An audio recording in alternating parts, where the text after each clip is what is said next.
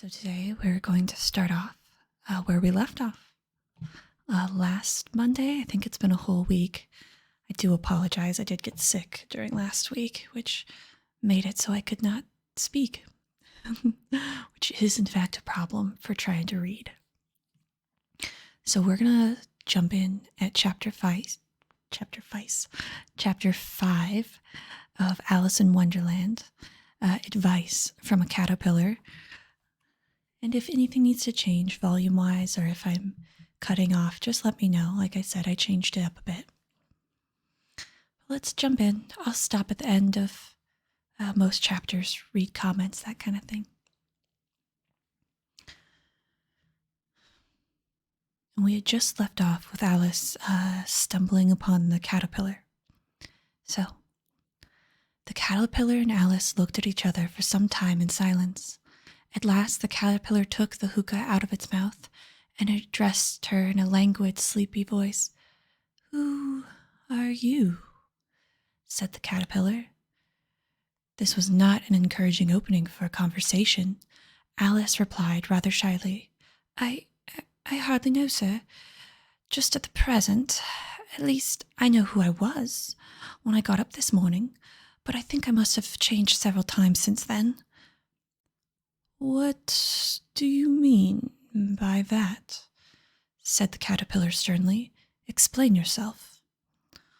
"I can't explain myself, I'm afraid, sir," said Alice, "because if I'm not myself, you see—" "I do not see," said the caterpillar.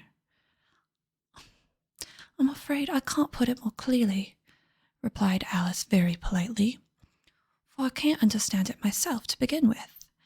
And being so many different sizes in the day is very confusing." "It isn't," said the caterpillar. "Well, perhaps you haven't found it so yet," said Alice. "But when you have to turn into a chrysalis, you will someday, you know, and then after that into a butterfly, I should think you'll feel it a little queer, won't you?" "Not a bit," said the caterpillar. "Well, perhaps your feelings may be different," said Alice. "All I know is it would feel very queer to me." "You," said the caterpillar contemptuously. "Who are you?" Which brought them back again to the beginning of the conversation. Alice felt a little irritated at the caterpillars making such very short remarks, and she herself drew up and said very gravely, "I think you ought to tell me who you are first." "Why?" said the caterpillar. Here was another puzzling question, as Alice could not think of any good reason, and as the caterpillar seemed to be in a very unpleasant state of mind, she turned away. "Come back," the caterpillar called after her. "I have something important to say." This sounded promising, certainly. Alice turned and came back again. "Keep your temper," said the caterpillar. "Is that all?" said Alice, swallowing down her anger as well as she could. "No," said the caterpillar. Alice thought she might as well wait, as she had nothing else to do, and perhaps, after all, it might tell her something worth hearing. For some minutes it puffed away without speaking, but at last it unfolded its arms, took the hookah out of its mouth again, and said, "So, you think you've changed, do you?" "I'm afraid I am, sir," said Alice. "I can't remember things I used to, and I don't keep the same size for 10 minutes together." "Can't remember what things?" said the caterpillar. "Well, I've tried to say, 'How doth the little bees be?' but it came out all different," Alice replied in a very melancholy voice. "Repeat." "You are old, Father William," said the caterpillar. Alice folded her hands and began. You are old, Father William, the young man said, and your hair has become very white. And yet you incessantly stand on your head. Do you think at your age it is right? In my youth, Father William replied to his son, I feared I might injure my brain. But now that I'm perfectly sure I have none, why, I do it again and again. You are old, said the youth, as I mentioned before, and have grown most uncommonly fat. Yet you've turned a back somersault in at the door. Pray, what is the reason of that? In my youth, said the sage, as he shook his grey locks, I kept all my limbs very supple. By the use of this ointment, 1 shilling the bottle, allow me to sell you a couple. You are old, said the youth, your jaws are too weak for anything tougher than suet. Yet you finished the goose with the bones in the beak. Pray, how did you manage to hew it? In my youth, said the father, I took to the law and argued each case with my wife, and the muscular strength which it gave to my jaw has lasted the rest of my life. You are old, said the youth. One would hardly suppose that your eyes was as steady as ever. Yet you balanced an eel on the end of the nose. What made you so awfully clever? I have answered 3 questions, and that is enough, said the father. Don't give yourself airs. Do you think I can listen all day to such stuff? Be off, or I'll kick you downstairs. That is not said right, said the caterpillar. Not quite right, I'm afraid, said Alice timidly. Some of the words have gotten altered. It is wrong from beginning to end, said the caterpillar decidedly, and there was silence for some minutes. The caterpillar was the first to speak. What size do you want to be? It asked. Oh, I'm not particular as a size, Alice hastily replied. Only one doesn't like changing so often, you know. I don't know, said the caterpillar. Alice said nothing. She had never been so contradicted in her life before, and felt that she was losing her temper. Are you content now? Said the caterpillar. Well, I should like to be a little larger, sir, if you wouldn't mind, said Alice. 3 inches is such a wretched height to be. It is a very good height indeed, said the caterpillar angrily, rearing itself upright as it spoke. It was exactly 3 inches high. But I'm not used to it, pleaded poor Alice in a piteous tone, and she thought to herself, I wish the creatures wouldn't be so easily offended. You'll get used to it in time, said the caterpillar, and it put the hookah into its mouth and began smoking it again. This time, Alice waited patiently until it chose to speak again. In a minute or 2, the caterpillar took the hookah out of its mouth and yawned once or twice and shook itself. Then it got down off the mushroom, crawled away in the grass, merely remarking as it went, One side will make you grow taller, and the other side will make you grow shorter. One side what? The other side what? Thought Alice to herself. Of the mushroom, said the caterpillar, just as if she had asked it aloud. And in another moment it was out of sight. Alice remained looking thoughtfully at the mushroom for a minute, trying to make out which were the 2 sides of it. And, as it was perfectly round, she found this a very difficult question. However, at last she stretched her arms around it as far as they would go, broke off a bit of the edge with each hand. And now, which is which? She said to herself, and nibbled a little of the right bit to try the effect. The next moment she felt a violent blow underneath her chin. It had struck her foot. She was a good deal frightened by the sudden change, but she felt there was no time to be lost, and as she was shrinking rapidly, so she set to work at once to eat some of the other bit. Her chin was pressed so closely against her foot that there was hardly room to open her mouth, but she did it at last and managed to swallow a morsel of the left-hand bit.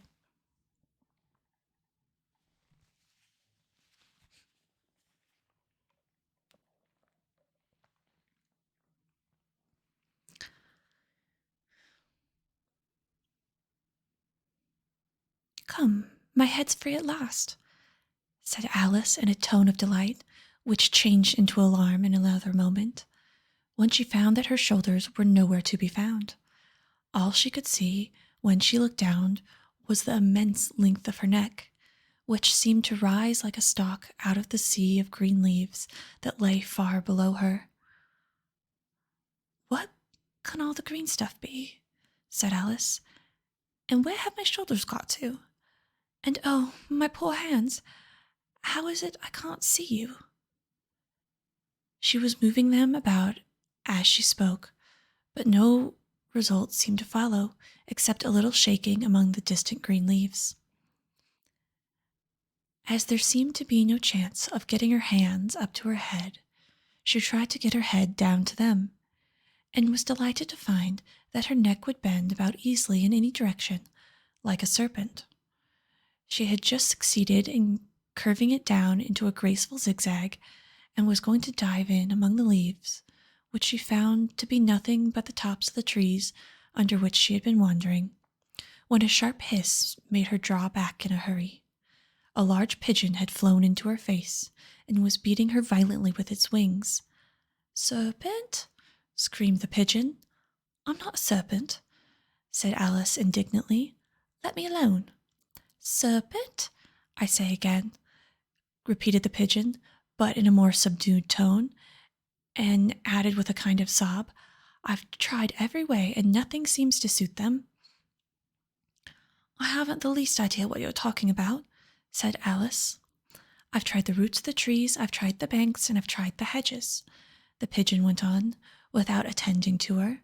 "But those serpents, there's no pleasing them."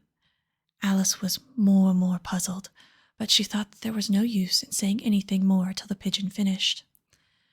"As if it wasn't trouble enough hatching the eggs," said the pigeon, "but I must go be on the lookout for serpents night and day.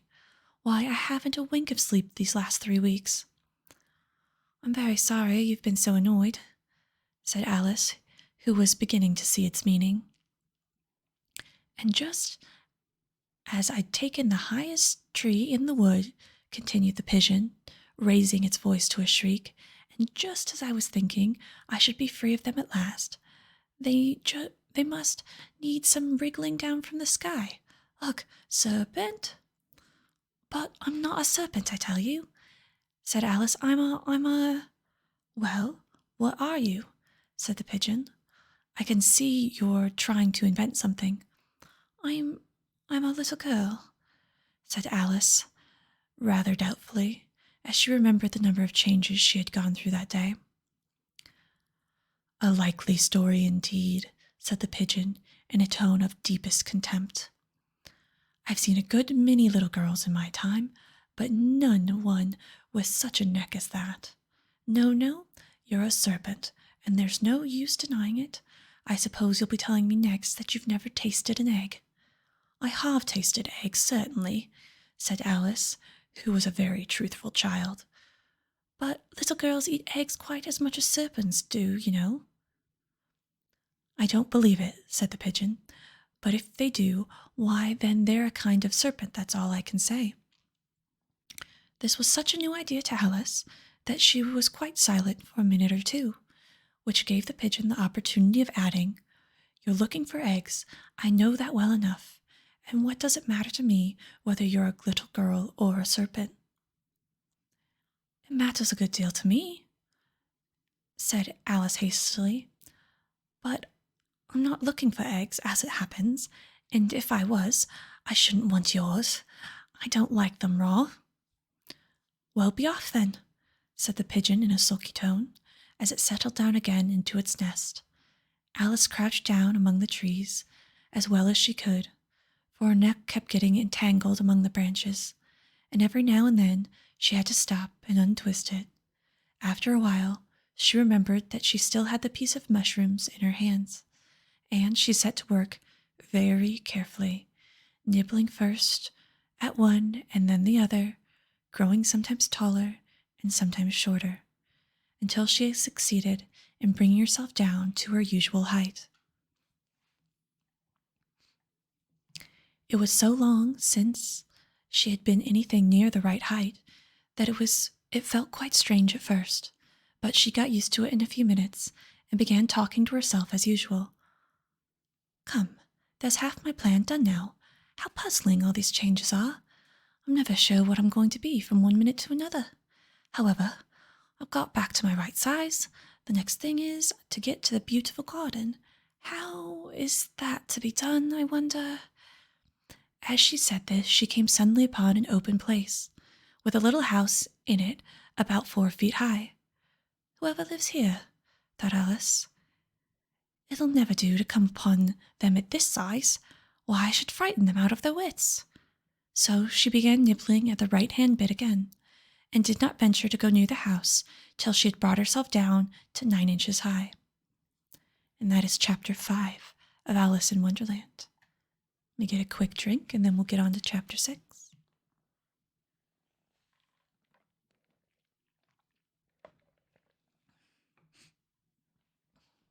That chapter was quite more coherent than the previous ones.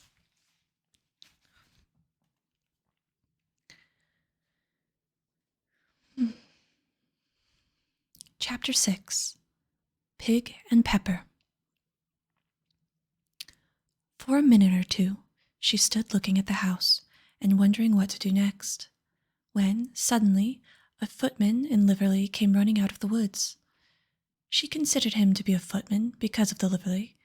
Otherwise, judging by his face only, she would have called him a fish. And rapping loudly at the door with his knuckles.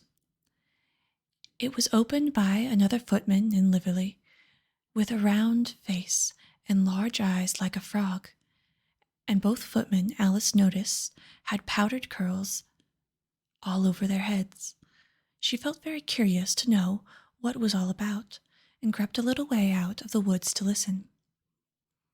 The fish footman began by producing from under his arm a great letter nearly as large as himself, and this he handed over to the other, saying in a solemn tone, "For the Duchess, an invitation from the Queen to play croquet." The frog footman repeated in the same solemn tone, only changing the order of the words a little. From the Queen, an invitation for the Duchess to play croquet. Then they both bowed low, and their curls got entangled together. Alice laughed so much at this that she had to run back into the woods for fear they would hear her. And when she next peeped out, the fish footman was gone, and the other was sitting on the ground near the door, staring stupidly into the sky. Alice went timidly up to the door and knocked. "There's no such use in knocking," said the footman, "and that for 2 reasons. First, because I'm on the same side of the door as you are. Secondly, because they're making such a noise inside, no one could possibly hear you." And certainly there was a most extraordinary noise going on within, a constant howling and sneezing, and every now and then a great crash, as if a dish or kettle had been broken to pieces. "Please, then," said Alice, "how am I to get in?" "There might be some sense in your knocking," the footman went on without attending to her, "if we had the door between us. For instance, if you were inside, you might knock, and I could let you out, you know." He was looking up to the sky all the time he was speaking, and this Alice thought decidedly uncivil. "Perhaps he can't help it," she said to herself. "His eyes are so very nearly at the top of his head. But at any rate, he might answer my questions. How am I to get in?" she repeated aloud. "I shall sit here," the footman remarked, "till tomorrow." At this moment the door of the house opened. A great plate came skimming out straight at the footman's head. It just grazed his nose and broke up to pieces against one of the trees behind him. "Or the next day, maybe," the footman continued in the same tone, exactly as if nothing had happened.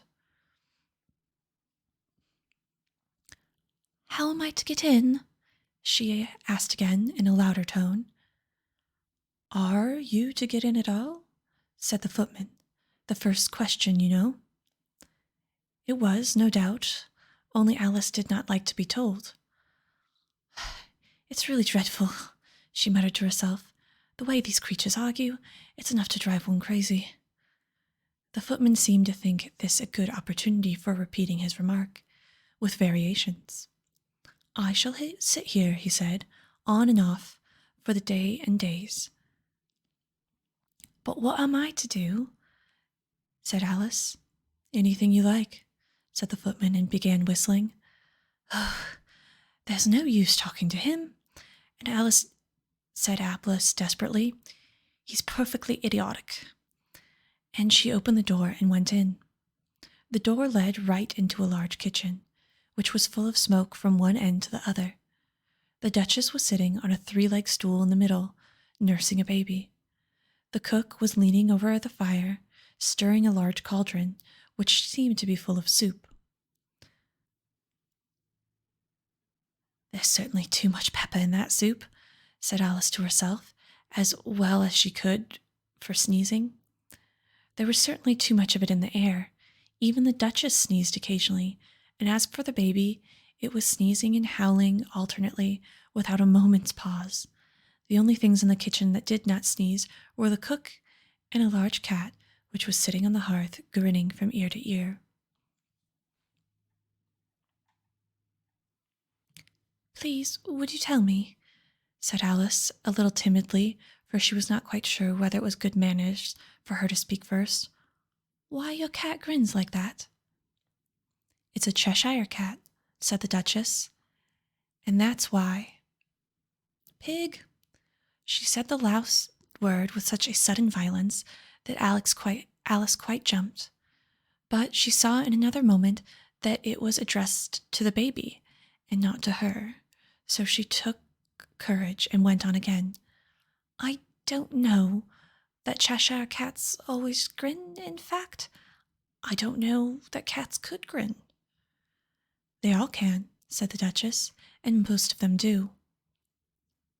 "I don't know any of that," said Alice very politely, feeling quite pleased to have got into a conversation. "You don't know much," said the Duchess, "and that's a fact." Alice did not at all like the tone of this remark, and thought it would be as well to introduce some other subject of conversation. While she was trying to fix on one, the cook took the cauldron of soup off the fire, and at once set to work throwing everything within her reach at the Duchess and the baby. The fire irons came first, then followed a shower of saucepans, plates, and dishes. The Duchess took no notice of them, even when they hit her, and the baby was howling so much already that it was quite impossible to say whether the blows hurt it or not. "Oh, please mind what you're doing," cried Alice, jumping up and down in an agony of terror. Oh, there goes his precious nose," as an unusually large saucepan flew close by and very nearly carried it off. "If everyone minded their own business," the Duchess said in a hoarse growl, "the world would go round a deal faster than it does." "Which would not be an advantage," said Alice, who felt very glad to get an opportunity of showing off a little of her knowledge. "Just think of what it would make with day and night. You see, the earth takes 24 hours to turn on its axis." "Talking of axis," said the Duchess, "chop off her head." Alice glanced rather anxiously at the cook to see if she meant to take the hint. But the cook was busily stirring the soup and seemed not to be listening, so she went on again. 24 hours, I think, or is it 12? Oh, don't bother me," said the Duchess. "I never could abide figures." And with that she began to nurse her child again, singing a soft lullaby to it as she did, and giving a violent shake at the end of every line. "Speak roughly to your little boy, and beat on him when he sneezes. He only does it to annoy, because it only teases. In which the cook and the baby joined in. Wow, wow, wow. While the Duchess sang the second verse of the song, she kept tossing the baby violently up and down, and the poor little thing howled so that Alice could barely hear the words. I speak severely to my boy, I beat him when he sneezes, for he can thoroughly enjoy the pepper when it pleases. Here, you may nurse it for a bit if you like, the Duchess said to Alice, flinging the baby at her as she spoke. I must go and get ready to play croquet with the Queen. And she hurried out of the room. The cook threw a frying pan after her as she went out, but it missed her. Alice caught the baby with some difficulty, as it was a queer-shaped little creature, and held out its arms and legs in all directions. Just like a starfish, thought Alice. The poor little thing was snorting like a steam engine when she caught it, and kept doubling itself up and straightening itself out again, so that altogether for the first minute or two it was as much as she could do to hold it. As soon as she had made out the proper way of nursing it, which was to twist it up with a sort of knot, and then keep tight hold of its right ear and left foot so as to prevent it from undoing itself, she carried it out into the open air. If I don't take this child away with me, thought Alice, they're sure to kill it in a day or two. Wouldn't it be murder to leave it behind? She said the last words out loud, and the little thing grunted in reply. It had left off sneezing by then. Don't grunt, said Alice. That's not a proper way of expressing yourself. The baby grunted again, and Alice looked very anxiously into the face to see what was the matter with it. There could be no doubt that it had a very turn-up nose, much more than like a snout than a real nose. Also, its eyes were getting extremely small for a baby. Altogether, Alice did not like the look of the thing at all. But perhaps it's only sobbing, she thought, and looked into its eyes again to see if there were any tears. No, there were no tears. If you are going to turn into a pig, my dear, Alice said seriously, I've nothing more than I can do with you. Mind now. The poor little thing sobbed again, or grunted, it was impossible to say which, and they went on for some time while in silence. Alice was just beginning to think to herself, now, what am I to do with the creature when I get it home? When it grunted again, so violently that she looked down into the face with some alarm. This time there was no mistake about it. It was neither more or less than a pig, and she felt that it would be quite absurd for her to carry it further. So she set the little creature down and felt quite relieved to see it trot away quietly into the woods. If I had grown up, she thought to herself, it would have been dreadfully ugly child, but it makes a rather handsome pig, I think. And she began thinking over the other children she knew, who might do very well as pigs, and was just about to saying to herself, if one only knew the right way to change them, when she was a little startled by seeing the Cheshire Cat sitting on a bough of a tree a few yards off. The cat only grinned when it saw Alice.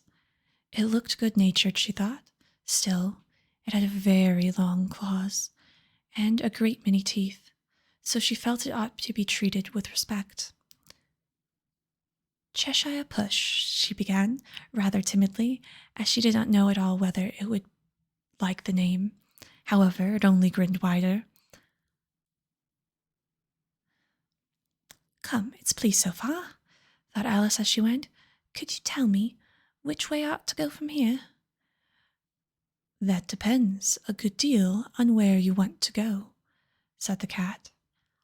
I don't much care where, said Alice. Then it doesn't much matter which way you go, said the cat. As long as I get somewhere, Alice added as an explanation. Oh, you're sure to do that, said the cat, if you only walk long enough. Alice felt that this could not be denied, so she tried another question. What sort of people live around here? In that direction, the cat said, waving its right paw around, lives a hatter. And in that direction, waving the other paw, lives a lives a March hare. Visit either you like. They're both mad. I don't want to go among the mad people, remarked Alice. Oh, you can't help that, said the cat. We're all mad here. I'm mad, you're mad. How do you know I'm mad? Said Alice. You must be, said the cat, or you wouldn't have come here. Alice didn't think that proved it at all. However, she went on. And how do you know that you're mad? To begin with, said the cat, a dog's not mad. You grant that? I suppose so, said Alice. Well then, the cat went on, you see, a dog growls when it's angry and wags its tail when it's pleased. Now I growl when I'm pleased, and I wag my tail when I'm angry. Therefore, I'm mad. I call it purring, not growling. Call it what you like, said the cat. Do you play croquet with the queen today? I should like it very much, said Alice, but I haven't been invited. You'll see me there, and the cat vanished. Alice was not much surprised by this. She was getting used to queer things happening. While she was looking at one place where it had been, it suddenly appeared again. By the by, what became of the baby? Said the cat. I nearly forgot to ask. It turned into a pig, Alice quietly said, as if it had come back in a natural way. I thought it would, said the cat, and vanished again. Alice waited a little, half expecting to see it again, but it did not appear, and after a minute or two she walked on in the direction in which the March hare was said to live. I've seen hatters before, she said to herself. The March hare will be much more interesting, and perhaps at this it won't be raving mad, at least not so mad as it were in March. As she said this, she looked up, and there was the cat again, sitting on a branch of the tree. Did you say pig or fig? Said the cat. I said pig, replied Alice, and I wish you wouldn't keep appearing and vanishing so suddenly. You make one quite giddy. All right, said the cat, and this time it vanished slowly, beginning with the end of its tail and ending with the grin, which remained some time after the rest of it had gone. Well, I often seen a cat without a grin, thought Alice, but a grin without a cat. It's the most curious thing I've ever seen in my life. She had not gone much farther before she came in sight of the house of the March hare. She thought it must be the right house, because the chimneys were shaped like ears, and the roof was thatched with fur. It was so large a house that she did not like to go nearer till she had nibbled some of the left-hand bit of the mushroom, and raised herself to about 2 feet high. Even then she walked up towards it rather timidly, saying to herself, Suppose it should be raving being mad after all. I almost wish I'd gone to see the hatter instead. And that was chapter 6 of Alice in Wonderland. Let's catch up with comments, get a sip.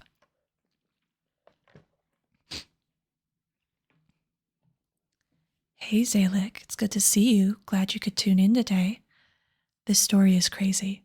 After last chapter, and I had just got done saying, oh, that was like a coherent chapter, coherent for a caterpillar smoking a hookah, and then we're throwing babies in this chapter. Didn't last long.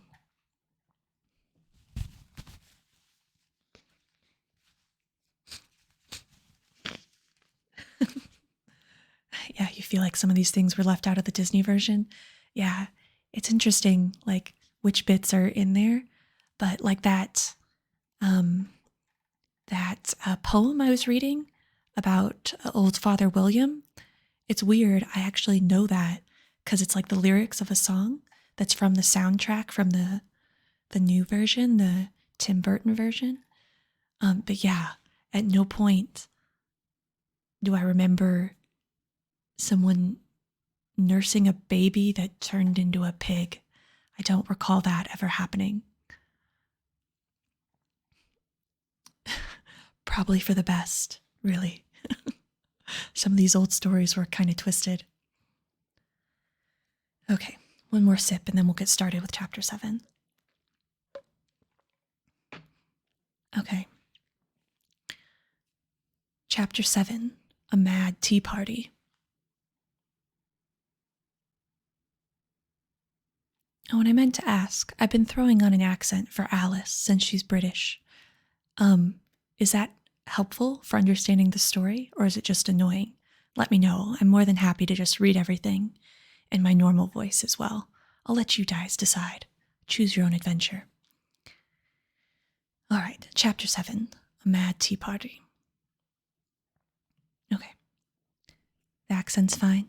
All right, if it gets annoying, let me know. I can't do like voices for everything. I'm not that competent, but for Alice, whatever.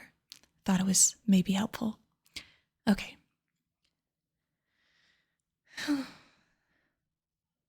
There was a table set out under a tree in the front of the house, and the March Hare and the Hatter were having tea at it. A dormouse was sitting between them, fast asleep, and the other two were using it as a cushion, resting their elbows on it and talking over its head. Very uncomfortable for the dormouse, thought Alice. Only it's asleep, I suppose. It doesn't mind. The table was a large one, but the three were all crowded together at one corner of it. No room, no room, they cried out when they saw Alice coming. There's plenty of room, said Alice indignantly, and she sat down in a large armchair at one end of the table. Have some wine, the March Hare said in an encouraging tone. Alice looked all around the table, but there was nothing on it but tea. I don't see any wine, she remarked. There isn't any, said the March Hare. Then it wasn't very civil of you to offer it, said Alice angrily. It wasn't very civil of you to sit down without being invited, said the March Hare. I didn't know it was your table, said Alice. It's been laid for a great many more than 3. Your hair wants cutting, said the Hatter. He had been looking at Alice for some time with great curiosity, and this was his first speech. You should learn not to make personal remarks, Alice said with some severity. It's very rude. The Hatter opened his eyes very wide on hearing this, but all he said was, Why is the raven like a writing desk? Come, we shall have fun now, thought Alice. I'm glad you've begun asking riddles. I believe I can make a guess at that, she said aloud. Do you mean you think you can find out the answer to it?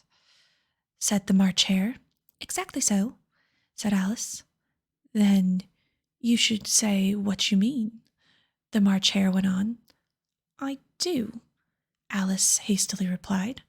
At least I mean what I say. That's the same thing, you know. Not the same thing a bit, said the Hatter. You might just as well say that I see what I eat is the same as I eat what I see. You might as well say, added the March Hare, that I like what I get is the same thing as I get what I like. You might just as well say, added the Dormouse, you seem to be talking in his sleep. Oh, who seemed to be talking in his sleep? That I breathe when I sleep is the same as I sleep when I breathe.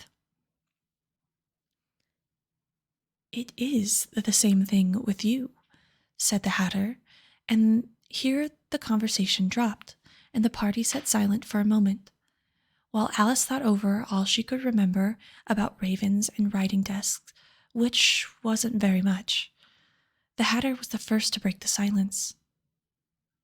What day of the month is it? He said, turning to Alice. He had taken his watch out of his pocket and was looking at it uneasily, shaking it and every now and then holding it to his ear. Alice considered this and then said, The 4th? 2 days wrong, said the Hatter. I told you butter won't suit the works, he added, looking angrily at the March Hare.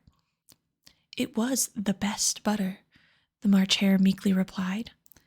Yes, but some crumbs must have gotten into it as well, the Hatter grumbled. You shouldn't have put it in with the bread knife. The March Hare took the watch and looked at it gloomily. Then he dipped it into his teacup, looked at it again, but he could not think of anything better to say than his first remark. It was, you know, my best butter. Alice had been looking over his shoulder with some curiosity. That's a funny watch, she remarked. It tells the day of the month and doesn't tell what o'clock it is. Why should it? Muttered the Hatter. Does your watch tell you what year it is? Of course not, Alice replied very readily. Please hold while I shut the door.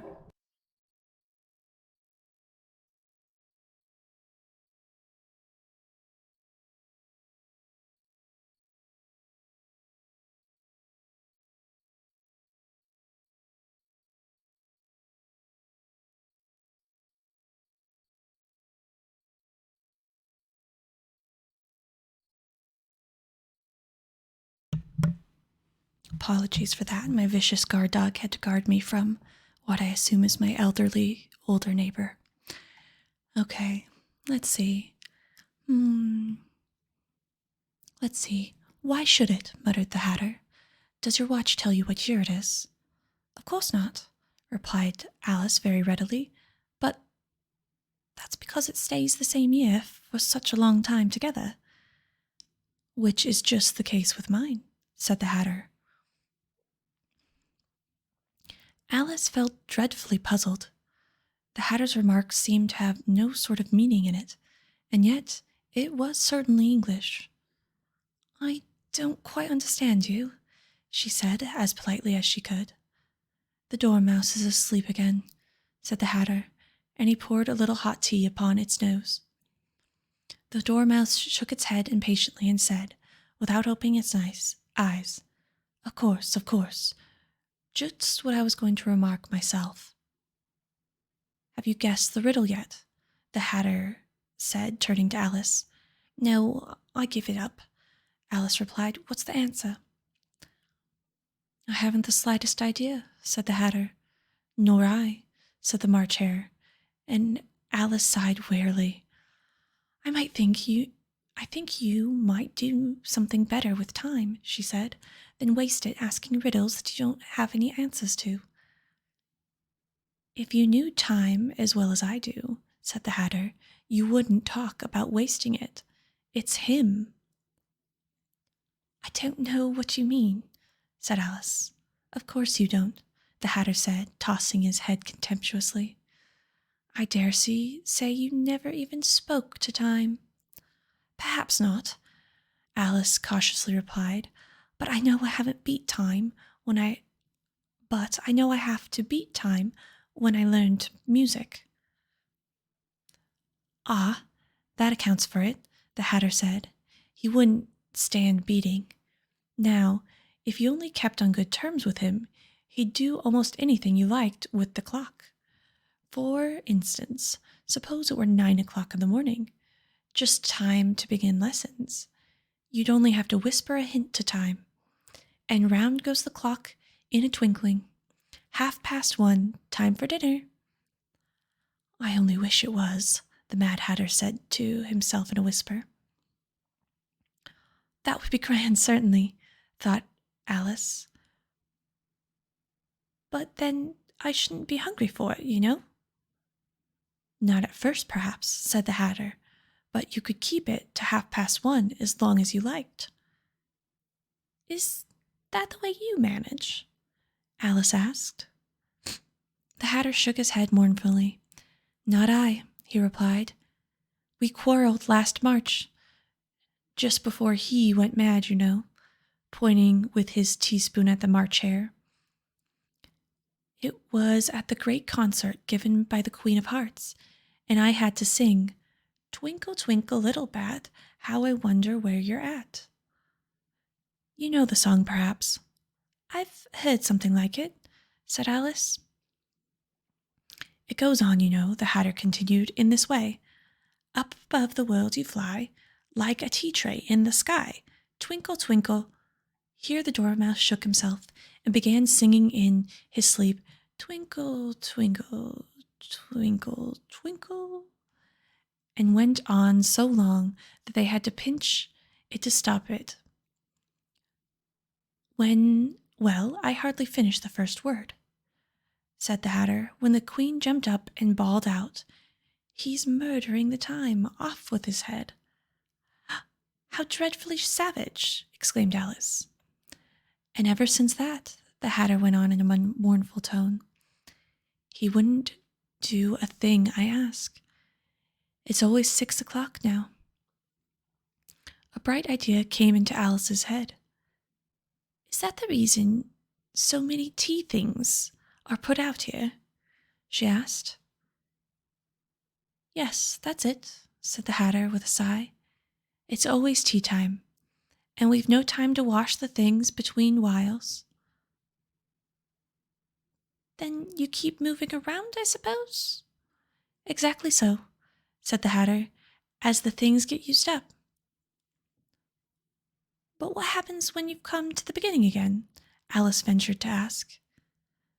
Suppose we change the subject, the March Hare interrupted, yawning. I'm getting tired of this.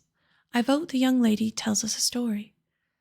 I'm afraid I don't know one, Alice said, rather alarmed at the proposal. Then the Dormouse shall, they both cried. Wake up, Dormouse, and they pinched on both sides at once.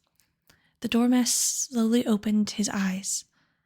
I wasn't asleep, he said hoarsely in a feeble voice. I heard every word you fellows were saying. Tell us a story, said the March Hare. Yes, please do, pleaded Alice. And be quick about it, added the Hatter, or you'll be asleep again before it's done. Once upon a time, there were 3 little sisters, the Dormouse began in a great hurry, and their names were Elise, Lacey, and Tilly, and they lived at the bottom of a well. What did they live on? Alice said, who always took a great interest in the questions of eating and drinking. They lived on treacle, said the Dormouse, after thinking a minute or two. They couldn't have done that, you know, Alice gently remarked. They'd have been quite ill. So they were, said the Dormouse. Very ill. Alice tried to fancy herself with what such an extraordinary ways of living would be like, but it puzzled her too much, so she went on. But why did they live at the bottom of a well? Take some more tea, the March Hare said to Alice very earnestly. I've had nothing yet, she replied in an offended tone, so I can't take much more. You mean you can't take less, said the Hatter. It's very easy to take more than nothing. Nobody asked for your opinion, said Alice. Who's making personal remarks now? The Hatter asked triumphantly. Alice did not quite know what to say, so she helped herself to some tea and bread and butter, and then turned to the Dormouse and repeated her question. Why did they live at the bottom of the well?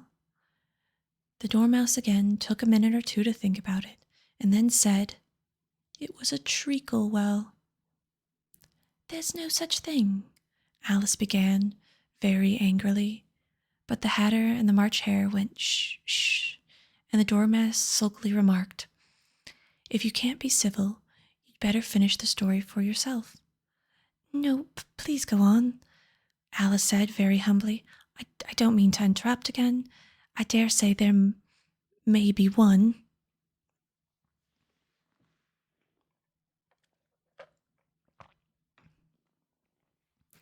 One indeed, said the Dormouse indignantly. However, he consented to go on, and so the three little sisters, they were learning to draw, you know. Oh, what did they draw? And said Alice, quite forgetting her promise. Treacle, said the Dormouse, without considering at all this time. I want a clean cup, interrupted the Hatter. Let's all move one place on. He moved as he spoke, and the Dormouse followed him. The March Hare moved into the Dormouse's place, and Alice, rather unwillingly, took the place of the March Hare. The Hatter was the only one who got any advantage from the change, and Alice was a good deal worse off than before, as the March Hare had just upset the milk jug onto his plate. Alice did not wish to offend the Dormouse again, so she began very cautiously. But I don't understand. Where did they draw the treacle from? You can draw water out of a water well, said the Hatter. So I should think you can draw treacle out of a treacle well. Eh? Stupid? But they were in the well, Alice said to the Dormouse, not choosing to notice the last remark. Of course they were, said the Dormouse. Well in. This answer so confused poor Alice that she let the Dormouse go on for some time without interrupting. They were learning to draw, the Dormouse went on, yawning and rubbing his eyes, for it was getting very sleepy. And they drew all manner of things, everything that begins with M. Why with an M? Alice said. Why not? Said the Hare. Alice was silent. The Dormouse had closed its eyes by this time, and was going off into a doze, but, on being pinched by the Hatter, it woke up again with a little shriek and went on. That begins with an M, such as mousetraps and the moon and memory and muchness. You know, you say things are much of muchness. Did you ever see such a thing as the drawing of muchness? Really, now you ask me, said Alice, very much confused. I don't think... Then you shouldn't talk, said the Hatter. This piece of rudeness was more than Alice could bear. She got up in a great disgust and walked off. The Dormouse fell asleep instantly, and neither of the others took at least notice of her going, though she looked back once or twice, half hoping they would call after her. The last time she saw them, they were trying to put the Dormouse into the teapot. At any rate, I'll never go there again, said Alice as she picked her way through the woods. It's the stupidest tea party I've ever been to in all my life. Just as she said this, she noticed that one of the trees had a door leading right into it. That's very curious, she thought.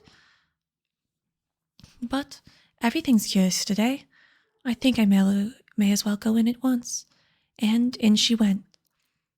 Once more, she found herself in a long hall, and close to the little glass table. Now I'll manage better this time, she said to herself, and began taking the little golden key and unlocking the door that led to the garden. Then she went to work nibbling at the mushrooms. She had kept a piece in her pocket, till she was about a foot high. Then she walked down a little passage, and then she found herself at last in the beautiful garden, among the bright flower beds and the cool fountains. And that was chapter 7 of Alice in Wonderland. Let me get a quick sip, and then we'll do chapter 8.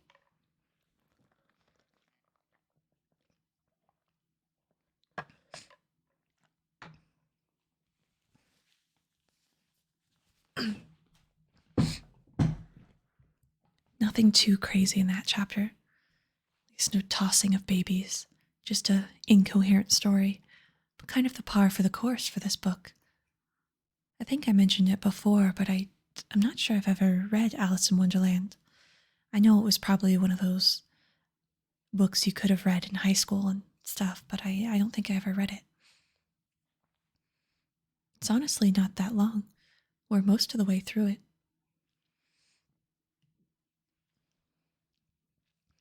All right. Chapter 8. The Queen's Croquet Ground. A large rose tree stood near the entrance of the garden. The roses growing on it were white, but there were 3 gardeners at it, busily painting them red. Alice thought this a very curious thing, and she went nearer to watch them, and just as she came up to them, she heard one of them say, "Look out now, 5. Don't go splashing paint over me like that." "I couldn't help it," said 5 in a sulky tone. 7 jogged my elbow. On which 7 looked up and said, "That's right, 5. Always lay the blame on others." "You'd better not talk," said 5. "I heard the Queen say only yesterday you deserve to be beheaded." "What for?" said the one who had spoken first. "That's none of your business, too," said 7. "Yes, it is my business," said 5. "And I'll tell him. It was for bringing the cook tulip roots instead of onions." 7 flung down his brush and had just begun. Well, of all the unjust things, when by chance his eye fell upon Alice, as she stood watching them, and he checked himself suddenly. The others looked around also, and all of them bowed low. "Would you tell me," Alice asked a little timidly, "why you're painting the roses red?" 5 and 7 said nothing, but looked at 2. 2 began in a low voice, "Why, the fact is, you see, miss, this here ought to have been a red rose tree, and we put a white one in by mistake. And if the Queen was to find out, she would have all of our heads off, you know. So, you see, miss, we're doing our best afore she comes to."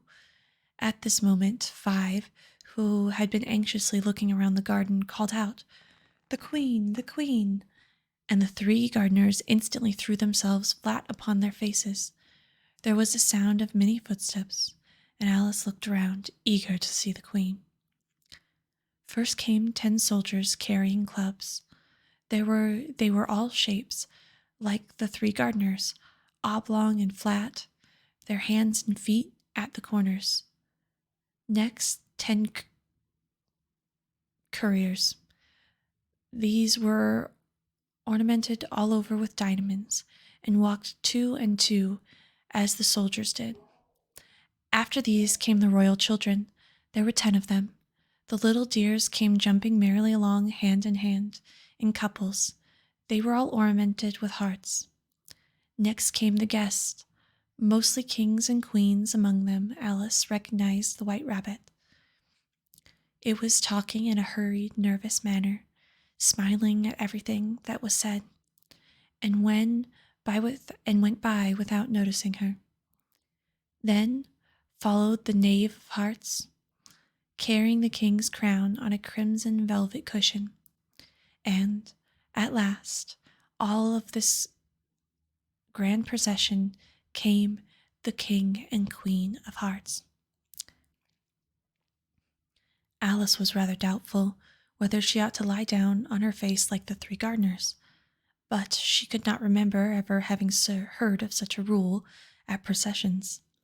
And besides, what would it be the use of a procession, she thought, if all people had to lie down upon their faces so that they couldn't see? So she stood up still where she was and waited.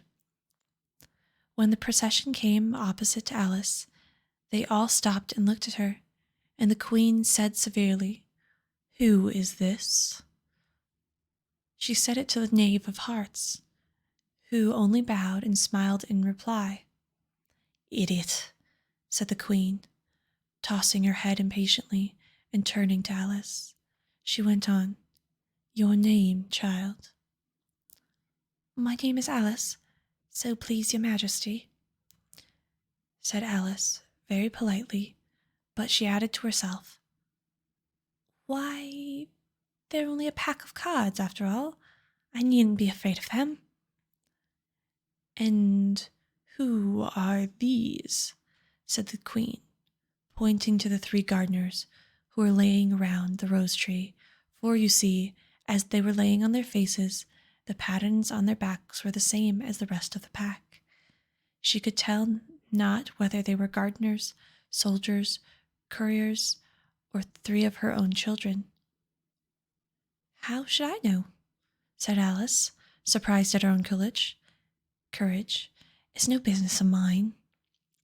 The queen turned crimson with fury, and after glaring at her for a moment like a wild beast, screamed, "Off with her heads, off!" "Nonsense," said Alice very loudly and decidedly, and the queen was silent. The king laid a hand upon her arm and timidly said, "Consider, my dear, she is only a child."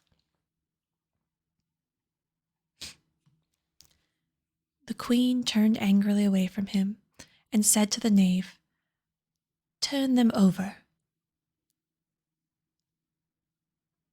The knave did so very carefully with 1 foot. Hey, thank you for the follow, Talvamir. There we go, Talvamir. I appreciate you coming to rest under the willow tree. The queen turned angrily away from him and said to the knave, "Turn them over," and the knave did so very carefully with 1 foot.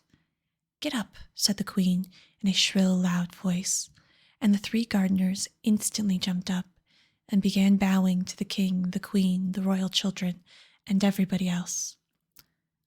"Leave off that," screamed the queen. "You make me giddy." And then, turning to the rose tree, she went on, "What have you been doing here?" "May it please your majesty," said 2, in a very humble tone, going down on 1 knee as he spoke. "We were trying—" "I see," said the queen, who had meanwhile been examining the roses. "Off with their heads." And the procession moved on. 3 of the soldiers remained behind to execute the unfortunate gardeners, who ran to Alice for protection. "You shan't be beheading." "You shan't be beheaded," said Alice. She put them into a large flower pot that stood near. The 3 soldiers wandered about for a minute or 2, looking for them, and then marched quietly off with the others. "Are their heads off?" shouted the queen. "Their heads are gone, if it please your majesty," shouted the soldiers in reply. "That's right," shouted the queen. "Can you play croquet?" The soldiers were silent, and looked at Alice, as the question was evidently meant for her. "Yes," shouted Alice. "Come on, then," roared the queen, and Alice joined the procession, wondering very much what would happen next. It's a very fine day," said a timid voice at her side. She was walking by the white rabbit, who was peeping anxiously into her face. "Very," said Alice. "Where's the Duchess?" "Hush, hush," said the rabbit in a low, hurried tone. He looked anxiously over his shoulder as he spoke, and then raised himself upon tippy-toe, but put his mouth close to her ear and whispered, "She's under sentence of execution." "What for?" said Alice. "Did you say, 'What a pity'?" the rabbit asked. No, I didn't," said Alice. "I don't think it's such a pity at all. I said, 'What for?'" "She boxed the queen's ears," the rabbit began. Alice gave a scream of laughter. "Oh, hush," the rabbit whispered in a frightened tone. "The queen will hear you. You see, she came rather late, and the queen said—" "Get to your places," shouted the queen in a voice of thunder, and people began running about in all directions, tumbling up against each other. However, they got settled down in a few minutes, and the game began. Alice thought she had never seen such a curious croquet ground in her life. It was all ridges and furrows. The balls were live hedgehogs, and the mallets live flamingos, and the soldiers had to double themselves up to stand on their hands and feet to make the arches. The chief difficulty Alice found at first was managing her flamingo.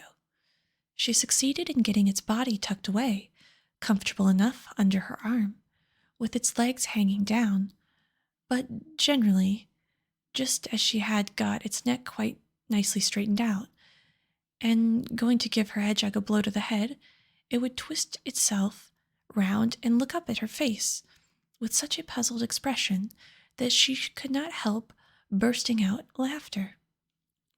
And when she had got its head down and was going to begin again, it was very provoking to find that the hedgehog had unrolled itself and was in the act of crawling away. Besides all this, there was generally a ridge and a furrow in the way wherever she went to send the hedgehog to. As the doubled-up soldiers were always getting up and walking off to other parts of the garden, Alice soon came to the conclusion that it was a very difficult game indeed. The players all played at once, without waiting for turns, quarreling all the while, and fighting for the hedgehogs, and in a very short time the queen was in a furious passion, and went stamping about, and shouted, "Off with his head," or "Off with her head," about once a minute. Alice began to feel very uneasy.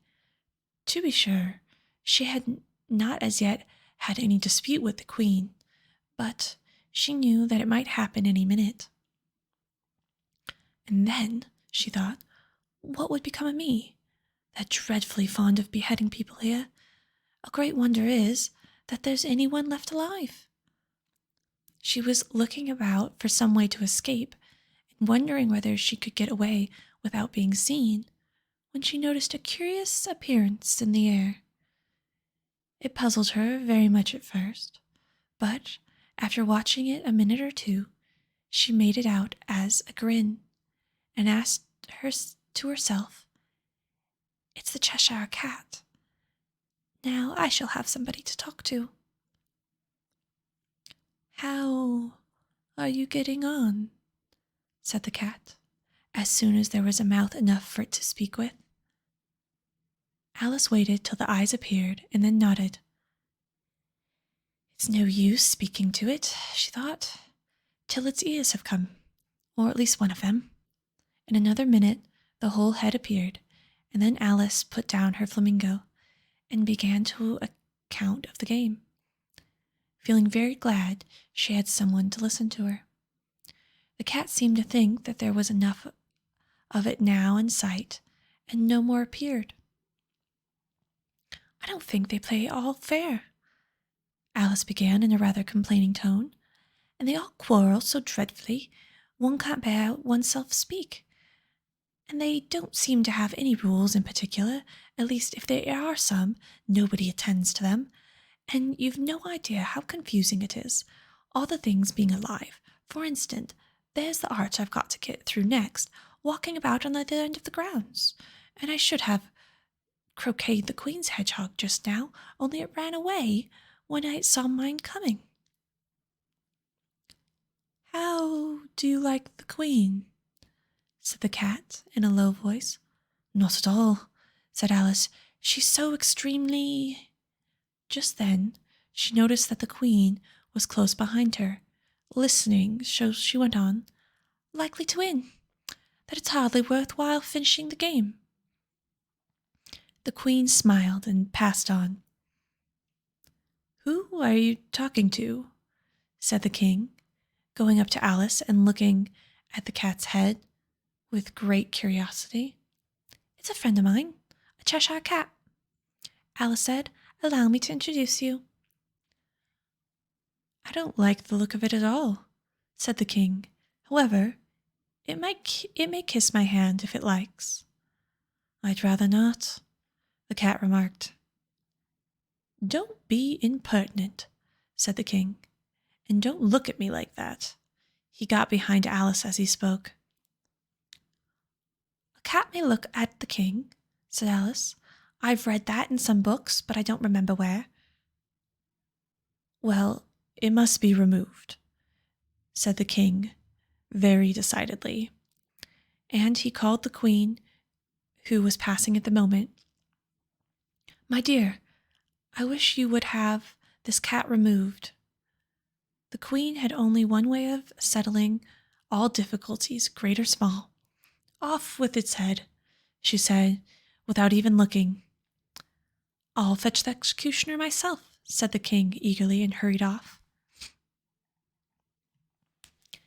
Alice thought she might as well go back and see how the game was going on, as she heard the queen's voice in the distance, screaming with passion. She had already heard her sentence 3 of the players to be executed for having missed their turns, and she did not like the look of things at all, as the game was in such confusion that she had never known whether it was her turn or not, so she went in search of her hedgehog. The hedgehog was engaged in a fight with another hedgehog, which seemed to Alice an excellent opportunity for croqueting one of them with the other. The only difficulty was that her flamingo was all across the other side of the garden, where Alice could see it trying in a helpless sort of way to fly into some tree. By the time she'd caught the flamingo and brought it back, the fight was over, and both the hedgehogs were out of sight. But it doesn't matter, thought Alice, as all the archers have gone to the other side of the ground. So she tucked it away under her arm, that it might not escape again, and went back for a little more conversation with her friend. When she got to the Cheshire Cat, she was surprised to find quite a large crowd collected around it. There was a dispute going on between the executioner, the king, the queen, and the queen, who were all talking at once, while all the rest were quite silent and looked very uncomfortable. The moment Alice appeared, she was appealed to by all 3 to settle a question. They repeated their arguments to her, though, as they all spoke at once, she found it hard indeed to make out exactly what they had said. The executioner's argument was that you couldn't cut off a head unless there was a body to cut it off from, that he had never had to do such a thing before, and he wasn't going to begin at his time of life. The king's argument was that anything that had a head could be beheaded, and that you weren't to talk nonsense. The queen's argument was that if something wasn't done about it in less than no time, she'd have everyone executed all around. It was this last remark that had made such an anxious and grave look fall upon the whole party. Alice could think of nothing else to say but, "It belongs to the Duchess. You'd better ask her about it." "She's in prison," the queen said to the executioner. "Fetch her here," and the executioner went off like an arrow. The cat's head began fading away the moment she was gone, and by the time he had come back with the Duchess, it had entirely disappeared. So the king and the executioner ran wildly up and down looking for it, while the rest of the party went back to the game. And that is the end of Chapter 8 of Alice in Wonderland. Let me grab a drink really quick.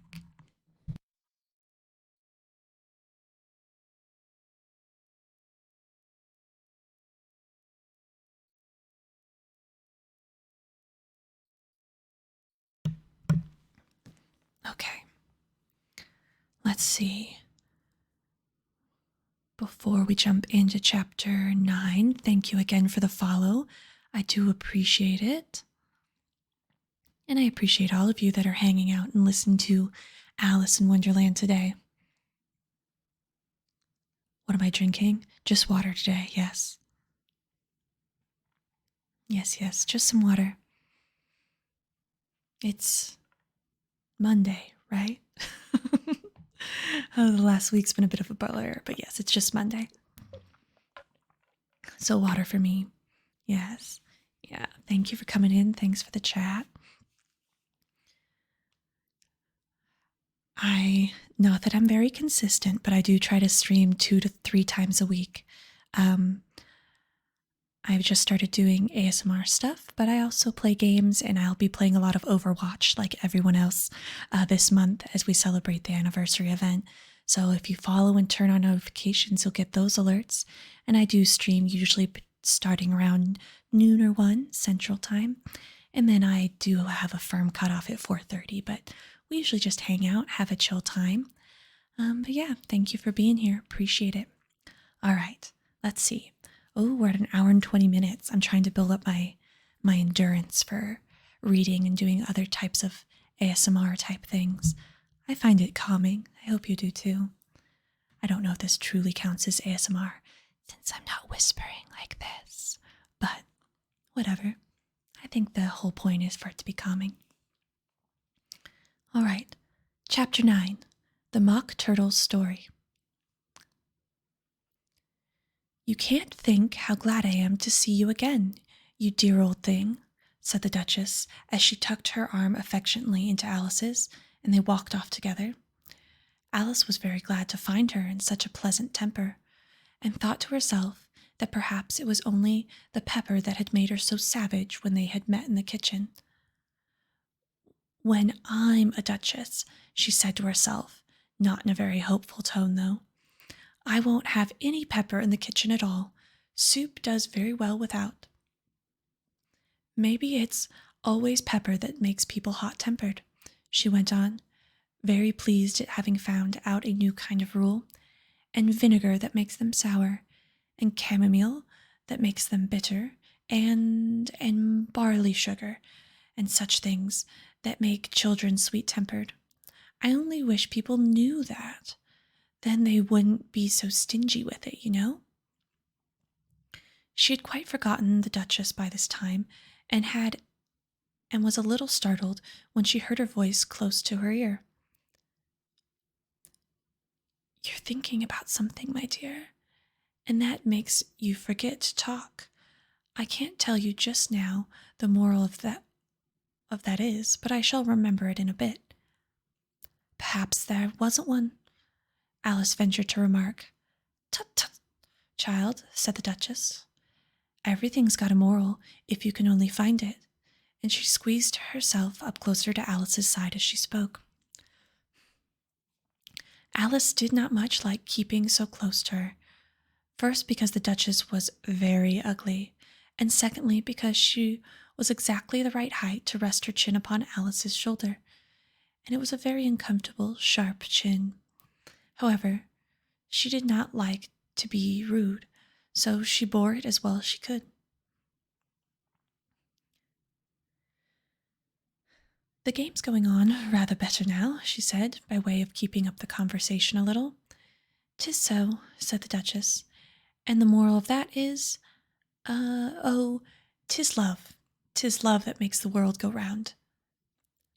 Somebody said, whispered Alice, that it is done by everybody's minding their own business. Ah, well, it means much the same thing, said the Duchess, digging her sharp little chin into Alice's shoulder as she added, and the moral of that is, take care of the sense, and the sounds will take care of themselves. How fond she is of making morals and things, thought Alice to herself. I dare say you're wondering why I don't put my arm around your waist, the Duchess said after a pause. The reason is that I'm doubtful about the temper of your flamingo. Shall I try the experiment? He may bite you, Alice cautiously replied, not feeling at all anxious to have the experiment tried. Very true, said the Duchess. Flamingos and mustards both bite. The moral of that is, birds of a feather flock together. Only mustard isn't a bird, Alice remarked. Right as usual, said the Duchess. What a clever way you have of putting things. It's a mineral, I think. Of course it is, said the Duchess, who seemed ready to agree to everything that Alice said. There's a large mustard mine near here, and the moral of that is, the more there is of mine, the less there is of yours. Oh, I know, exclaimed Alice, who had not attended the last remark. It's a vegetable. It doesn't look like one, but it is. I quite agree with you, said the Duchess, and the moral of that is, be what you would seem to be. Or, if you'd like to put it more simply, never imagine yourself not to be otherwise than what it might appear to others, that what you were or might have been was not otherwise than what you had been or would have appeared to them to be otherwise. I was so proud of myself, I almost said that whole sentence correctly. I think I should understand that better, Alice said very politely, if it had been written down. But I can't quite follow it as you say it. That's nothing to do what I could say if I choose, the Duchess replied in a pleased tone. Pray, don't trouble yourself to say anything longer than that, said Alice. Oh, don't talk about trouble, said the Duchess. I make you a present of everything I've said as yet. A cheap sort of present, thought Alice. I'm glad you don't give birthday presents like that. But she did not venture to say it out loud. Thinking again, said the Duchess, with another sharp dig of her little chin. I've got the right to think, said Alice sharply, for she was beginning to feel a little worried. Just about as much right, said the Duchess, as pigs have to fly, and them... But here, to Alice's great surprise, the Duchess's voice died away. Even the middle of her favorite word, moral, and the arm she had been linked into hers began to tremble. Alice looked up, and there stood the Queen in front of them, with her arms folded, frowning like a thunderstorm. Hey, Majestic. Welcome to the chat. Thanks for stopping by. A fine day, Your Majesty, the Duchess began in a low, weak voice. Now, I give you fair warning, shouted the Queen, stamping on the ground as she spoke. Either you or your head must be off, that in about half no time. Take your choice. The Duchess took her choice and was gone in a moment. Let's go on with this game, the Queen said to Alice, and Alice was too much frightened to say a word, but slowly followed her back to the croquet ground. The other guests had taken advantage of the Queen's absence and were resting in the shade. However, the moment that they saw her, they hurried back to the game. The Queen merely remarked that a moment's delay would cost them their lives. All the time they were playing, the Queen never left off quarreling with the other players, and shouted, "Off with his head," or "off with her head." Those whom she sentenced were taken into custody by soldiers, who, of course, had to leave off being archers to do this, so that by the end of half an hour or so, there were no archers left, and all the players, except the King, the Queen, and Alice, were in custody and under sentence of execution. Then the Queen left off, quite out of breath, and Alice said, "Have you seen the mock turtle yet?" "No," said Alice. "I don't even know what the mock turtle is." "It's the thing mock turtle soup is made from," said the Queen. "I never saw one or heard of one," said Alice. "Come on then," said the Queen, "and we shall tell you his history."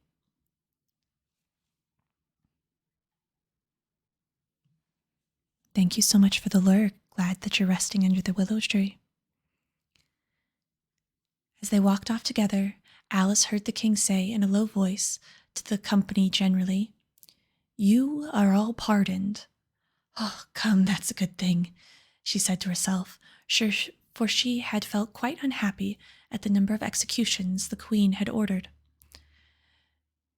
They very soon came upon a griffin lying fast asleep in the sun.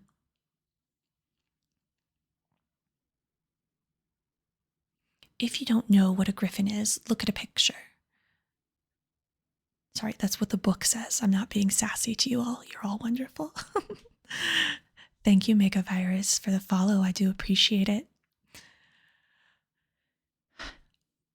Up, lazy thing, said the queen, and take this young lady to see the mock turtle and to hear his history. I must go back and see after some executions I've ordered. And she walked off, leaving Alice alone with the griffin. Alice did not quite like the look of the creature, but on the whole she thought it would be quite as safe to stay with it as to go after the savage queen. So she waited. The griffin sat up and rubbed its eyes, then it watched the queen till she was out of sight, and then it chuckled. What fun, said the griffin, half to itself, half to Alice. What is fun? Said Alice. Why, she, said the griffin. It's all her fancy, that. They never execute nobody, you know. Come on. Everybody's saying come on here, thought Alice, as she went slowly after it. I've never was so ordered about in my life, never. They had not gone far before they saw the mock turtle in the distance, sitting sad and lonely on a little ledge of a rock. And as they came nearer, Alice could hear him sighing as if his heart would break. She pitied him deeply. What is his sorrow? She asked the griffin, and the griffin answered, very nearly in the same words as before. It's all his fancy, that. He wasn't got no sorrow, you know. Come on. So they went up to the mock turtle, who looked at them with large eyes full of tears, but said nothing. This here young lady, said the griffin, she wants to know your history, she do. I'll tell it to her, said the mock turtle in a deep, hollow voice. Sit down, both of you, and don't speak a word till I've finished. So they sat, and nobody spoke for some minutes. Alice thought to herself, I don't see how he can ever finish if he doesn't begin. But she waited patiently. Once, said the mock turtle at last in a deep voice, I was a real turtle. These words were followed by a very long silence, broken only by an occasional exclamation of "Harumph" from the griffin and the constant heavy sobbing of the mock turtle. Alice was very nearly getting up to saying, Thank you, sir, for your interesting story, but she could not help thinking that there must be more to come. So she sat still and said nothing. When we were very little, the mock turtle went on at last, more calmly, though still sobbing a little now and then. We went to school in the sea. The master was an old turtle. We used to call him Tortoise. Why did you call him Tortoise if he wasn't one? Asked Alice. We called him Tortoise because he taught us, said the mock turtle angrily. Really, you are very dull. You ought to be ashamed of yourself for asking such a simple question, added the griffin. And then they both sat quietly looking at poor Alice, who felt ready to sink into the earth, and at last the griffin said to the mock turtle, Drive on, old fellow, don't be all day about it. And he went on with these words. Yes, we went to school in the sea, though you mustn't believe it. I never said I didn't, interrupted Alice. You did, said the mock turtle. Hold your tongue, added the griffin, before Alice could speak again. The mock turtle went on. We had the best of educations. In fact, we went to school every day. I've been to school day too, said Alice. You needn't be so proud as all that. With extras? Asked the mock turtle a little anxiously. Yes, said Alice. We learned French and music. And washing? Said the mock turtle.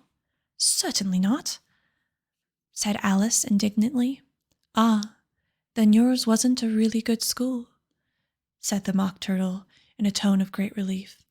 Now, at ours, they had at the end of the bill, French, music, and washing. Extra. You couldn't have wanted it much, said Alice, living at the bottom of the sea. I couldn't afford to learn it, said the Mock Turtle with a sigh. I only took the regular courses. What was that? Inquired Alice. Reeling and writhing, of course, to begin with, replied the Mock Turtle, and then the different branches of arithmetic, ambition, distraction, uglification, derision. I've never heard of uglification, Alice ventured to say. What is it? The Gryphon lifted up both paws in surprise. What? You've never heard of uglification? It explained. You know what to beautify is, I suppose. Yes, said Alice doubtfully. I mean, to make anything prettier. Well then, the Gryphon went on, if you don't know what to uglify is, you are a simpleton. Hey, Monty, thanks for coming out. Hey, let me give you a shout out really quick. I hope that your stream went really well. I'll talk a little bit more about Monty when we get to the end of the chapter. Alice did not feel encouraged to ask any more questions about it, so she turned to the Mock Turtle and said, What else had you to learn? Well, there was mystery, replied the Mock Turtle, counting off the subjects on his flappers. Mystery, ancient and modern, and seaography, then drawing. The drawing master was an old cogger eel, and he used to come up once a week. He taught us drawing, stretching, fainting in coils. What was that like? Said Alice. Well, I can't show it to you myself, the Mock Turtle said. I'm too stiff, and the Gryphon never learnt it. I hadn't the time, said the Gryphon. I went to the classics master, though. He was an old crab, he was. I never went to him, the old turtle said with a sigh. He taught laughing and grief, they used to say. So he did, said the Gryphon, sighing in turn. And both creatures hid their faces in their paws. How many hours a day did you go to lessons? Said Alice, in a hurry to change the subject. 10 hours the first day, said the Mock Turtle, 9 the next, and so on. What a curious plan, exclaimed Alice. That's the reason they're called lessons, remarked the Gryphon, because they lessen from day to day. Sorry, that was a good pun. This was quite a new idea to Alice, and she thought it was over a little before she made her next remark. Then, on the 11th day, must have been a holiday. Yes, of course, said the Mock Turtle. And how did you manage on the 12th? Alice went on eagerly. That's enough about lessons, the Gryphon interrupted in a very decided tone. Tell her about the games now. And that is the end of Chapter 9 of Alice in Wonderland. Thank you to everyone who's lurking and came to follow. And hi, Monty. I hope your stream was great. Monty is also a wonderful streamer here, so you can go and check her out. Very chill dragon. Come to the Dragon Shine. She she streams usually pretty early comparatively to me, but you should go and check her out too. Hope you had a good stream. Don't stay up too late. All right, let me get a sip and then we'll go on to chapter 10.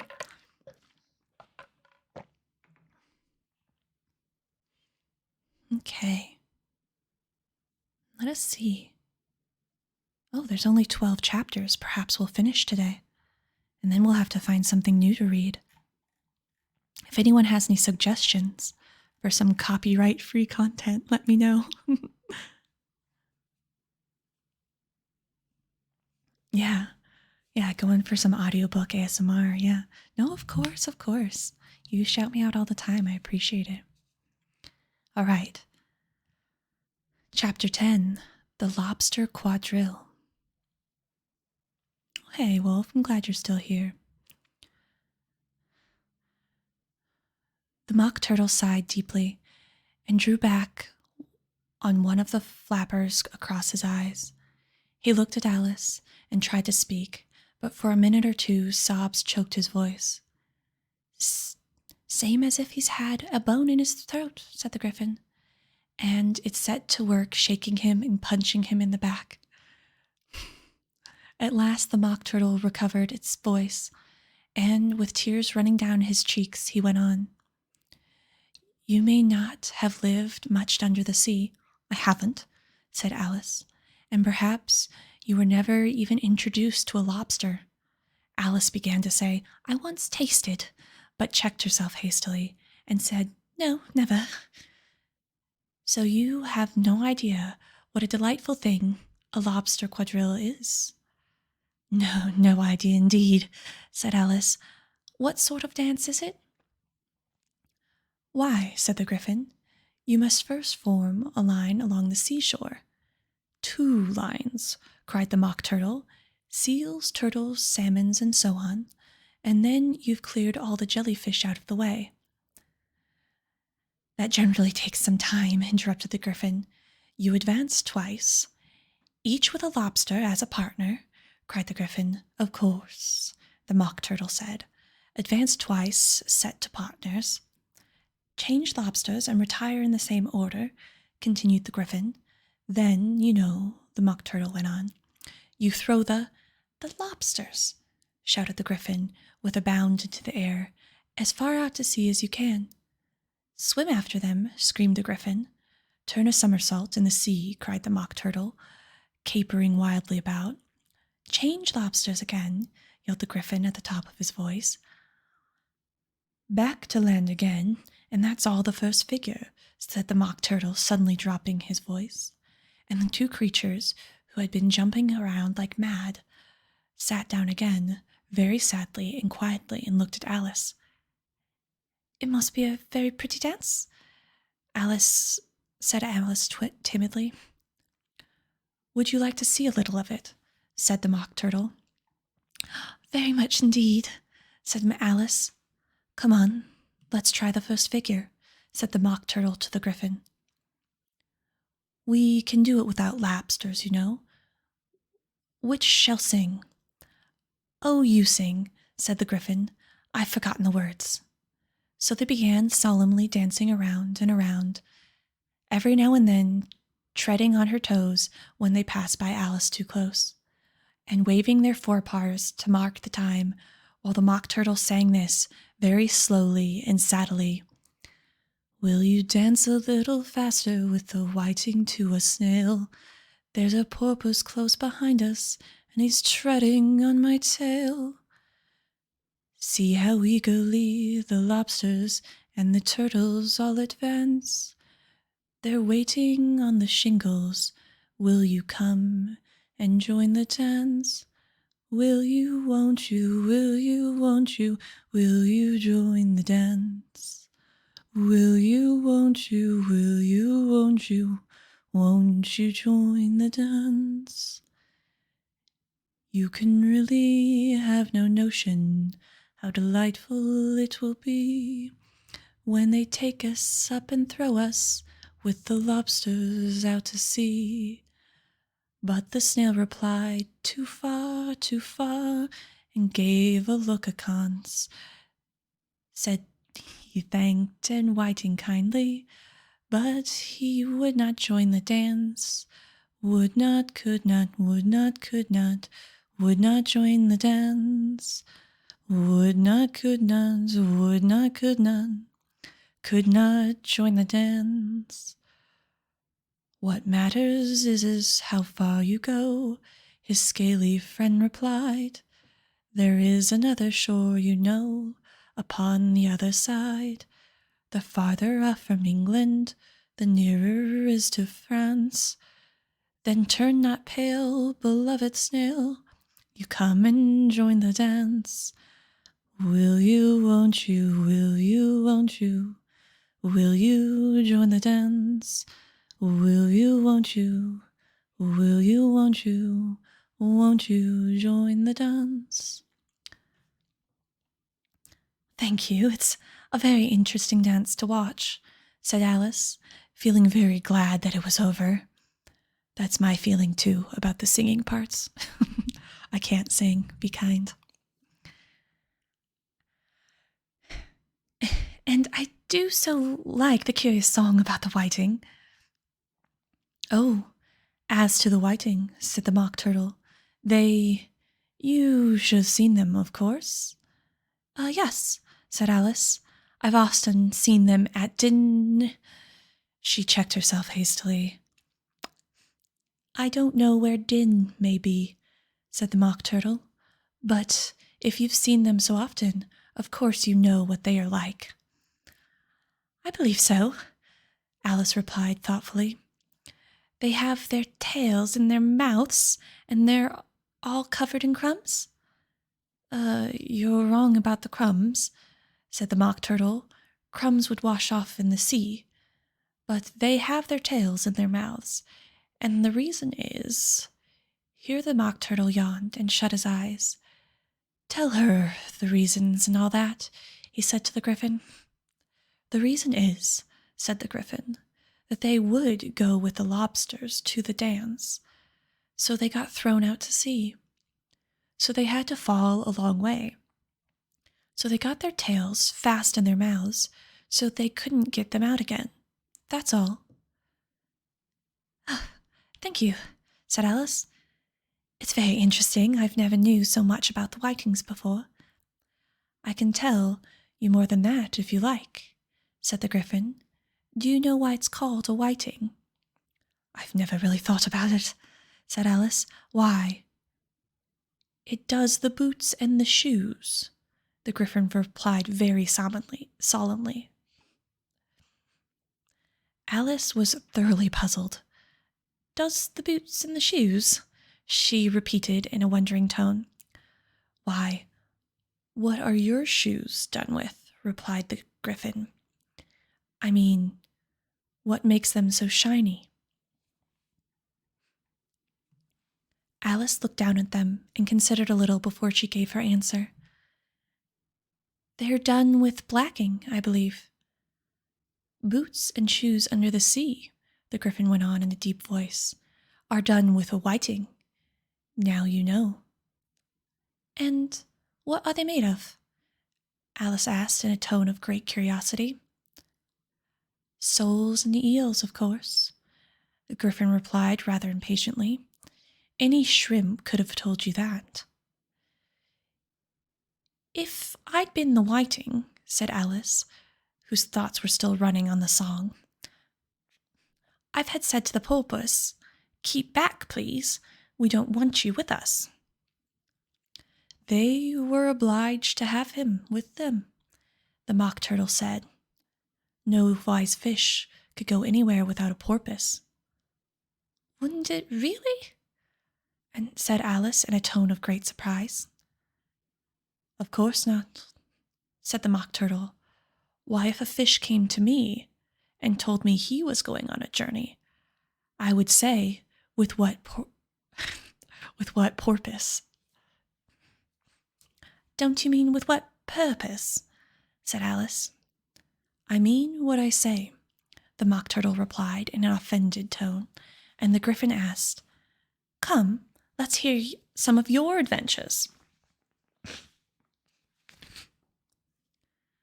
I could tell you of my adventures, beginning with this morning, said Alice a little timidly, but it's not going to be any use, going back to yesterday, because I was a different person then. Explain all that, said the Mock Turtle. No, the adventures first, said the Griffin in an impatient tone. Explanations take such a dreadful time. So Alice began telling them of her adventures from the time when she first saw the White Rabbit. She was a little nervous about it at first. The two creatures got so close to her, one on each side, and opened their eyes and mouths so very wide. But she gained the courage as she went on. Her listeners were perfectly quiet till she got to the part about her repeating, "Are you old, Father William?" to the caterpillar, and all the words coming different. And then the Mock Turtle drew a long breath and said, "That's very curious." "It's all about as curious as it can be," said the Griffin. "It all came different," the Mock Turtle repeated thoughtfully. "I should like to hear her and repeat something now. Tell her to begin." He looked at the Griffin as if he thought it had some kind of authority over Alice.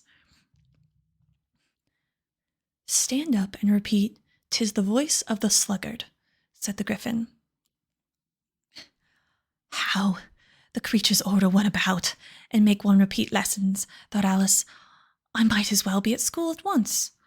However, she got up and began to repeat, but in her head was so full of the lobster quadrille that she hardly knew what she was saying, and the words came out very queer indeed. "'Tis the voice of the lobster," I heard him declare. "You had baked me too brown, I must sugar my hair. As a duck with its eyelids, so he with his nose trims his belt and his buttons and turns out his toes." Later editions continue as follows. "When the sands are all dry, he is as gay as a lark, and with a talk in contemptuous tones of the shark. But then the tides arise and the sharks are around, his voice was a timid and tremulous sound." "That was different from what I used to say when I was a child," said the Griffin. "Well, I never heard it before," said the Mock Turtle, "but it sounds uncommon nonsense." Alice said nothing, but had sat down with her face in her hands and wondered if anything would ever happen in a natural way again. "I should like it to have it explained," said the Mock Turtle. "She can't explain it," said the Griffin hastily. "Go on to the next verse." "But about his toes," the Mock Turtle persisted. "How could he turn them out with his nose, you know?" "It's the first position of dancing," said Alice, but was dreadfully puzzled by the whole thing, and longed to change the subject. "Go on to the next verse," the Griffin repeated impatiently. "It begins with, 'I passed by his garden.'" Alice did not dare to disobey, though she felt sure it would all come out wrong. She went on in a trembling voice, "I passed by the garden and marked with one eye how the owl and the panther were sharing a pie. The panther took the pie crust and the gravy and the meat, while the owl had the dish as it shares of the treat.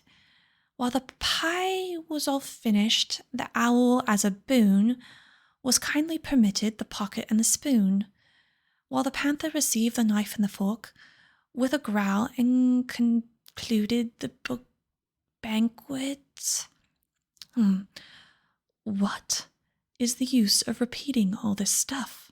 the turtle remarked, "if you don't explain it as you go on? It's by far the most confusing thing I've ever heard." "Yes, I think you'd better leave off," said the Griffin, and Alice was only too glad to do so. "Shall we try another figure of the lobster quadrille?" said the Griffin. "Or would you like the Mock Turtle to sing you a song?" "Oh God, another song." "Oh, a song if you please, if the Mock Turtle would be so kind," Alice repeated, so eagerly that the Griffin said in a rather offended tone, "No accounting for tastes. Sing her turtle soup, will you, old fellow?"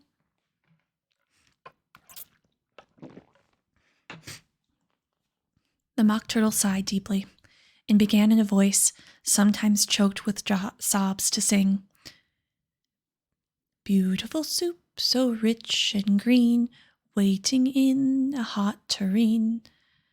Who for such dainties would not stoop?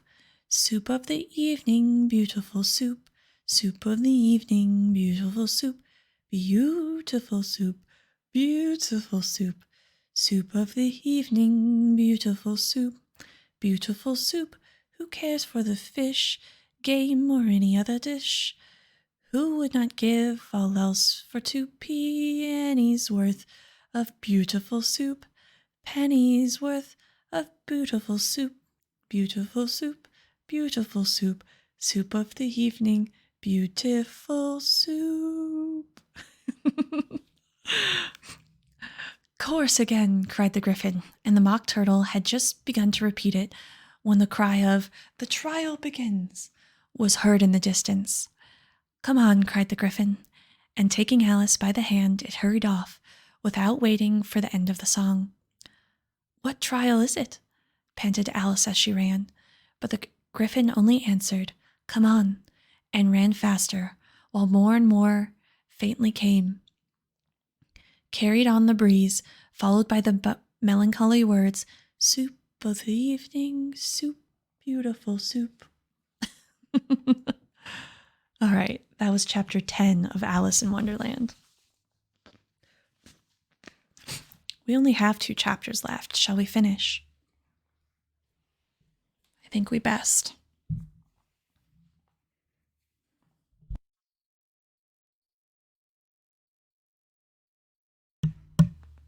Okay.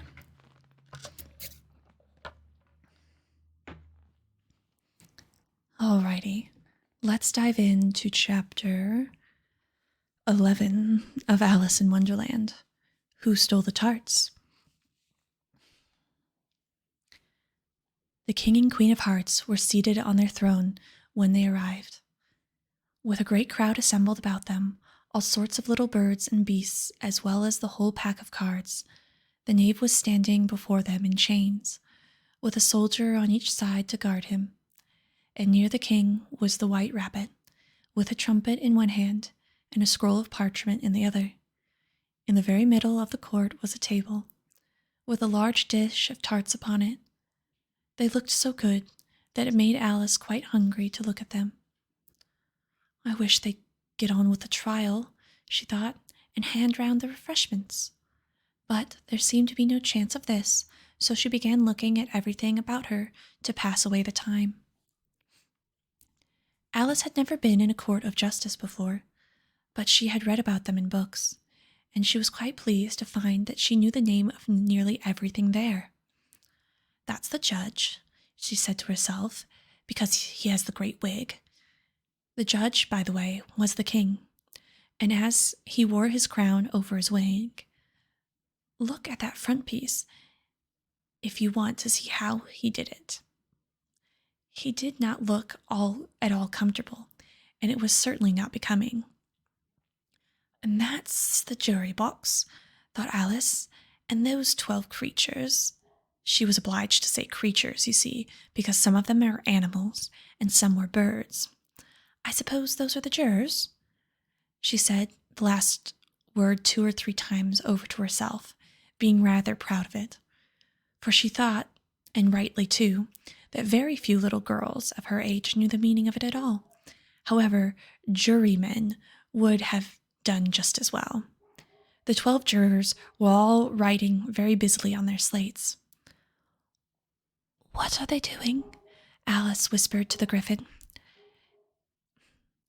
They can't have anything to put down yet before the trial's begun. They're putting down their names, the Gryphon whispered back, for fear that they should forget them before the trial ends. Stupid things, Alice began in a loud, indignant voice, but she stopped hastily, for the White Rabbit cried out, Silence in the courts, and the king put on his spectacles and looked around anxiously to make out who was talking. Alice could see as well, as if she were looking over their shoulders, that all the jurors were writing down stupid things on their slates, and she could even make out that one of them didn't know how to spell stupid, and that he had to ask the neighbor to tell him. A nice little muddle their slates will be in for when the trial's over, thought Alice. One of the jurors had a pencil that squeaked. This, of course, Alice could not stand, and she went around the court and got behind him, and very soon found the opportunity of taking it away. She did it so quickly that the poor little juror, it was Bill the lizard, could not make out all what had to become of it. So, after hunting about for it, he was obliged to write with one finger for the rest of the day, and this was of very little use, and left no marks on the slate. "Harold, read the accusations," said the king. On this, the White Rabbit blew the trumpet, and then unrolled the parchment scroll and read as follows: "The Queen of Hearts, she made some tarts, all on a summer day. The Knave of Hearts, he stole the tarts and took them quite away." "Consider your verdict," the king said to the jury. "Not yet, not yet," the rabbit hastily interrupted. "There's a great deal to come before that." "Call the first witness," said the king, and the White Rabbit blew 3 blasts on the trumpet and called out, "First witness." The first witness was the Hatter. He came in with a teacup in one hand and a piece of bread and butter in the other. "I beg your pardon, Your Majesty," he began, "for bringing these in, but I hadn't quite finished my tea when I was sent for." "You ought to have finished," said the king. "When did you begin?" The Hatter looked at the March Hare, who had followed him into court arm in arm with the Dormouse. 14th of March, I think it was," he said. 15th, said the March Hare. 16th, added the Dormouse. "Write that down," the king said to the jury, and the jury eagerly wrote down all 3 dates on their slates, and then added them up and reduced the number to 1 shilling and 1 pence. "Take off your hat," the king said to the Hatter. "It isn't mine," said the Hatter. "Stolen!" the king exclaimed, turning to the jury, who instantly made a memorandum of the fact. "Hey, Saturn, thank you so much for the raid. I appreciate it. We are currently reading Alice in Wonderland for some chill kind of ASMR reading time. Thank you, and welcome, readers." "Stolen?" the king exclaimed, turning to the jury, who instantly made a memorandum of the fact. "I keep them to sell," the Hatter added with an explanation. "I've none of my own. I am a Hatter." Here the queen put on her spectacles and began staring at the Hatter, who turned pale and fidgeted. "Give your evidence," said the king, "and don't be nervous, or I'll have you executed on the spot." This did not seem to encourage the witness at all, and he kept shifting from one foot to the other, looking uneasily at the queen, and in his confusion he bit a large piece out of his teacup instead of the bread and butter. Just at this moment, Alice felt a very curious sensation, which puzzled her a great deal until she made out what it was. She was beginning to grow larger again, and she thought at first she would get up and leave the court, but on second thought, she decided to remain where she was as long as there was room for her. "I wish you wouldn't sneeze so," said the Dormouse, who was sitting next to her. "I can hardly breathe." "I can't help it," said Alice very meekly. "I'm growing." "You've no right to grow here," said the Dormouse. "Don't talk nonsense," said Alice more boldly. "You know you're growing too."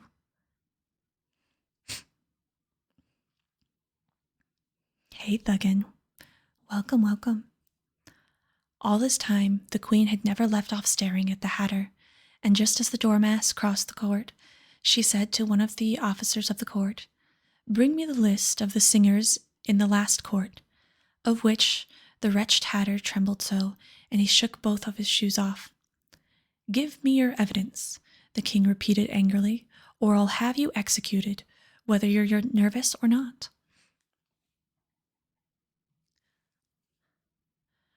"I'm a poor man, Your Majesty," the Hatter began in a trembling voice, "and I hadn't begun my tea, not above a week or so. And what with the bread and the butter getting so thin, and the twinkling of the tea—" "The twinkling of the what?" said the king. "It began with tea," the hatter replied. "Oh, of course, twinkling begins with a T," the king said sharply. "Do you take me for a dunce? Go on." "I'm a poor man," the hatter went on, "and most things twinkled after that. Only the March Hare said—" "I didn't," the March Hare interrupted in a great hurry. "You did," said the hatter. "I deny it," said the March Hare. "He denies it," said the king. "Leave out that part." "Well, at any rate," the Dormouse said. The hatter went on, looking anxiously around to see if he would deny it too. But the Dormouse denied nothing, being fast asleep. "After that," continued the hatter, "I cut some bread and butter." "But what did the Dormouse say?" one of the jury asked. "I can't remember," said the hatter. "You must remember," remarked the king, "or I'll have you executed." The miserable hatter dropped his teacup and bread and butter and went down on the knees. "I'm a poor man, your majesty," he began. "You're a very poor speaker," said the king. Feels like a personal attack. Here one of the guinea pigs cheered and was immediately suppressed by the officers of the court. As that a rather hard word, I will just explain to you how it is done. They had a canvas bag which tied up at the mouth and strings. Into this they slipped the guinea pig head first and then sat upon him. "I'm glad I've seen that done," thought Alice. "I've so often read in newspapers at the end of trials there was an attempt at applause, which was immediately suppressed by the officers of the court, and I've never understood what they meant till now." "If that's all you know about, you may sit down," continued the king. "I can't go no lower," said the hatter. "I'm on the floor as it is." "Then you must sit down," replied the king. Here the other guinea pig cheered and was suppressed. "Come, that's finished, guinea pigs," thought Alice. "Now we shall get on better." "I've rather finished my tea," said the hatter, and with an anxious look at the queen, who was reading the list of singers. "You may go," said the king, and the hatter hurriedly left the court without even waiting to put on his shoes. "And just take his head off outside," the queen added to one of the officers, but the hatter was out of sight before the officer could go to the door. "Call the next witness," said the king. The next witness was the Duchess's cook. And if you're just joining us in, the Duchess's cook was throwing pots and pans at a baby earlier, and then that baby turned into a pig. It's been a weird story, guys. The next witness was the Duchess's cook. She carried the pepper box in hand, and Alice guessed who it was, even before she got into the court, by the way the people near the door began to sneeze all at once. "Give your evidence," said the king. "Shan't," said the cook. The king looked anxiously at the White Rabbit, who said in a low voice, "Your Majesty must cross-examine this witness." "Well, if I must, I must," said the king, with a melancholy air, and after folding his arms and frowning at the cook till his eyes were nearly out of sight, he said in a deep voice, "What are tarts made of?" "Pepper, mostly," said the cook. "Treacle," said a sleepy voice behind her. "Collar that dormouse," said the king, shrieking. "Behead the dormouse, turn the dormouse out of court, suppress him, pinch him, off with his whiskers." For some minutes the whole court was in confusion, getting the dormouse turned out, and by the time they had settled down again, the cook had disappeared. "Never mind," said the king, with an air of great relief. "Call the next witness." And he added in an undertone to the queen, "Really, my dear, you must cross-examine the next witness. It quite gives me a headache." Alice watched the White Rabbit as he fumbled over the list, feeling very curious to see what the next witness would be like. For they hadn't much evidence yet, she thought. She said this to herself. Imagine her surprise when the White Rabbit read out at the top of his shrill voice the name Alice. And that is the end of chapter 11 of Alice in Wonderland. Let's catch up on comments and get a sip of a drink. Let's see. Yeah, get cozy, thuggin'. I think we just have one more. Oh, yes. Thank you, Saturn. Thank you again. Let's see here. Let me give a shout out to Saturn here really quick. Wow, 2 raids in one stream. I'm spoiled today. There we go. Let's see if that works. Oh, good. I did it correctly. All right. All right. I believe this is the last chapter. Okay, yes. Oh, and then our fun ASMR time will be at an end. I'll have to choose something new for the next one. All right. Chapter 12. Alice's Evidence.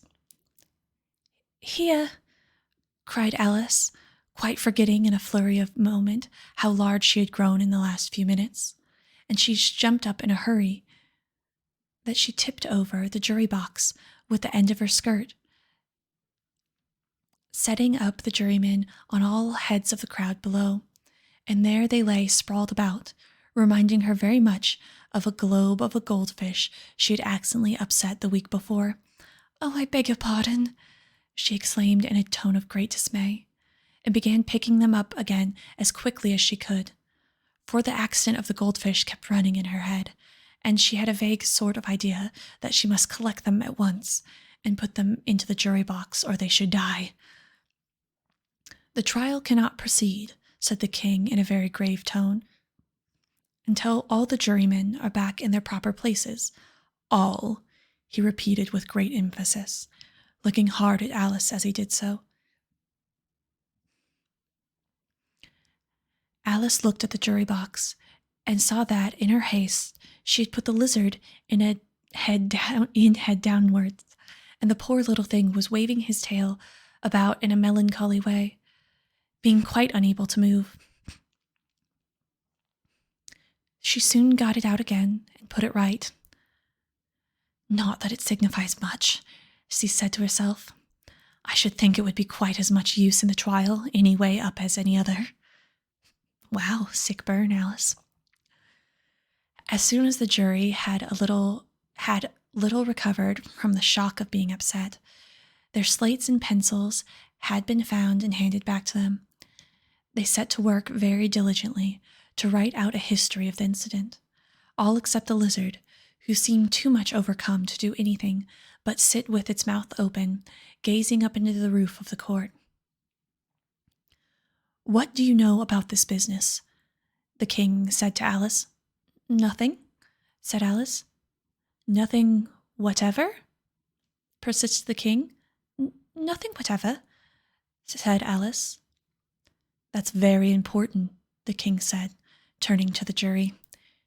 They were just beginning to write this down on their slates when the White Rabbit interrupted.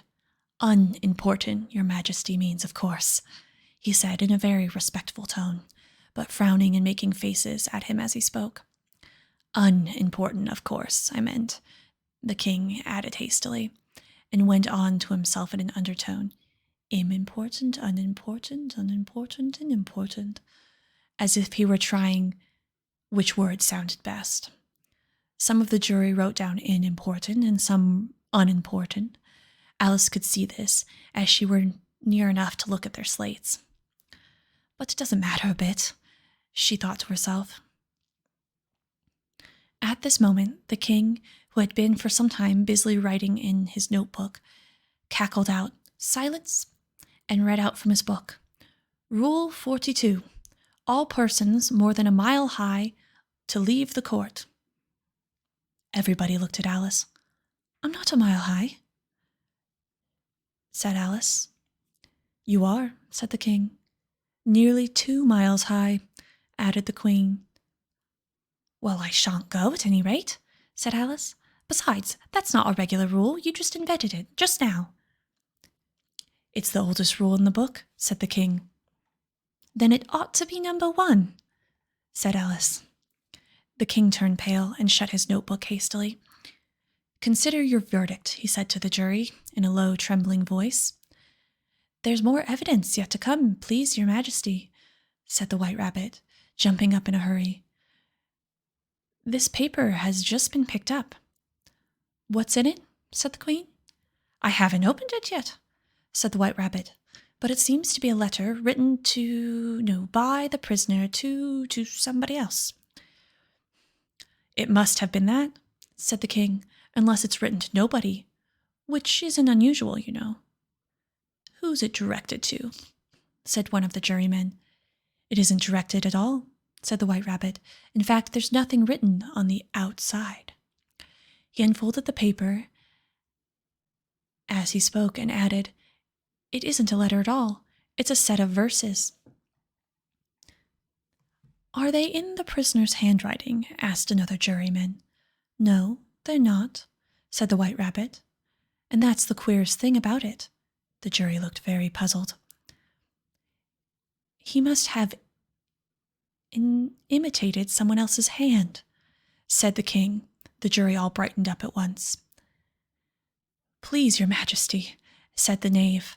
I didn't write it, and they can't prove I did. There's no name signed at the end. If you didn't sign it, said the king, that only makes the matter worse. You must have meant some mischief, or else you've signed your name like an honest man. There was a general clapping of hands at this. It was the first really clever thing the king had said all day. That proves it, said the king. That proves his guilt, said the queen. It proves nothing of the sort, said Alice. Why, you don't even know what you're on about. Read them, said the king. The White Rabbit put on his spectacles. Where shall I begin? To please your majesty, he asked. Begin at the beginning, the king said gravely, and go on till you come to the end, and then stop. These are the verses that the rabbit read. They told me you had been her, and you mentioned to him. She gave me a good character, but said I could not swim. He sent them word I had not gone. We know it to be true. If she should push on the matter, what would become of you? I gave her 1, they gave him 2. You gave us 3 or more. They all returned from him to you, though they were mine before. If I or she should chance to be involved in this affair, he trusts you to set them free exactly as we were. My notion was that you had been, before she had this fit, an obstacle that came between him and ourselves and it. Don't let him know she liked them best, for this must ever be a secret kept from all the rest between yourself and me. That's the most important piece of evidence we've heard yet, said the king, rubbing his hands. So now let the jury... If any one of them can explain it, said Alice. She had grown so large in the last few minutes that she wasn't a bit afraid of interrupting. I'll give him a 6pence. I don't believe there's an atom of meaning in it. The jury all wrote down on their slates. She doesn't believe there's an atom of meaning in it, but none of them explained the paper. If there's no meaning in it, said the king, that saves a world of trouble, you know, as we needn't try to find any. And yet, I don't know, he went on, spreading the verses on his knees and looking down with one eye. It seems to me some meaning in them after all. Said I could not swim. You can't swim, can you? He added, turning to the knave. The knave shook his head sadly. Do I look like it? He said, which he certainly did not, being made entirely of cardboard. All right, so far, said the king, and he went on muttering over the verses himself. We know it to be true. That's the jury, of course. I give her 1, they give him 2. Why, that must be what he did with the tarts, you know. But it goes on, they all returned from him to you, said Alice. Why, there they are, said the king triumphantly, pointing to the tarts on the table. Nothing can be clearer than that. Then again, before she had this fit, you never had fits, my dear, I think, he said to the queen. Never, said the queen furiously, throwing an inkstand at the lizard as he spoke. The unfortunate little Bill had left off writing on his slate with one finger, as he found it had made no mark, but he now hastily began again, using the ink that was trickling down his face as long as it lasted. Then the words don't fit you, said the king, looking round at the court with a smile. There was a dead silence. It's a pun, the king added in an offended tone, and everybody laughed. Let the jury consider their verdict, the king said for the 12th time that day. No, no, said the queen. Sentence first, verdicts afterwards.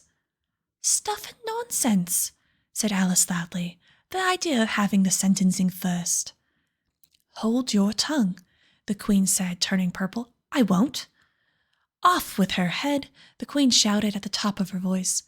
Nobody moved. Who cares for you? Said Alice. She had grown to her full size by this time. You're nothing but a pack of cards. At this time, the whole pack rose up in the air and came flying down upon her.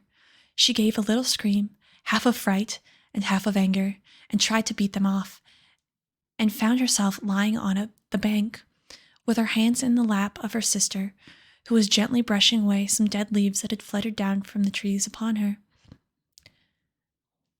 Wake up, dear sister, she said. Why, you've been asleep so long, haven't you?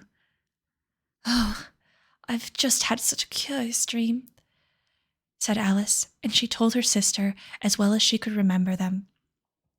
All the strange adventures of hers that had just been reading out, and when she had finished, her sister kissed her and said, It was a curious dream, dear, certainly, but now run in to have your tea.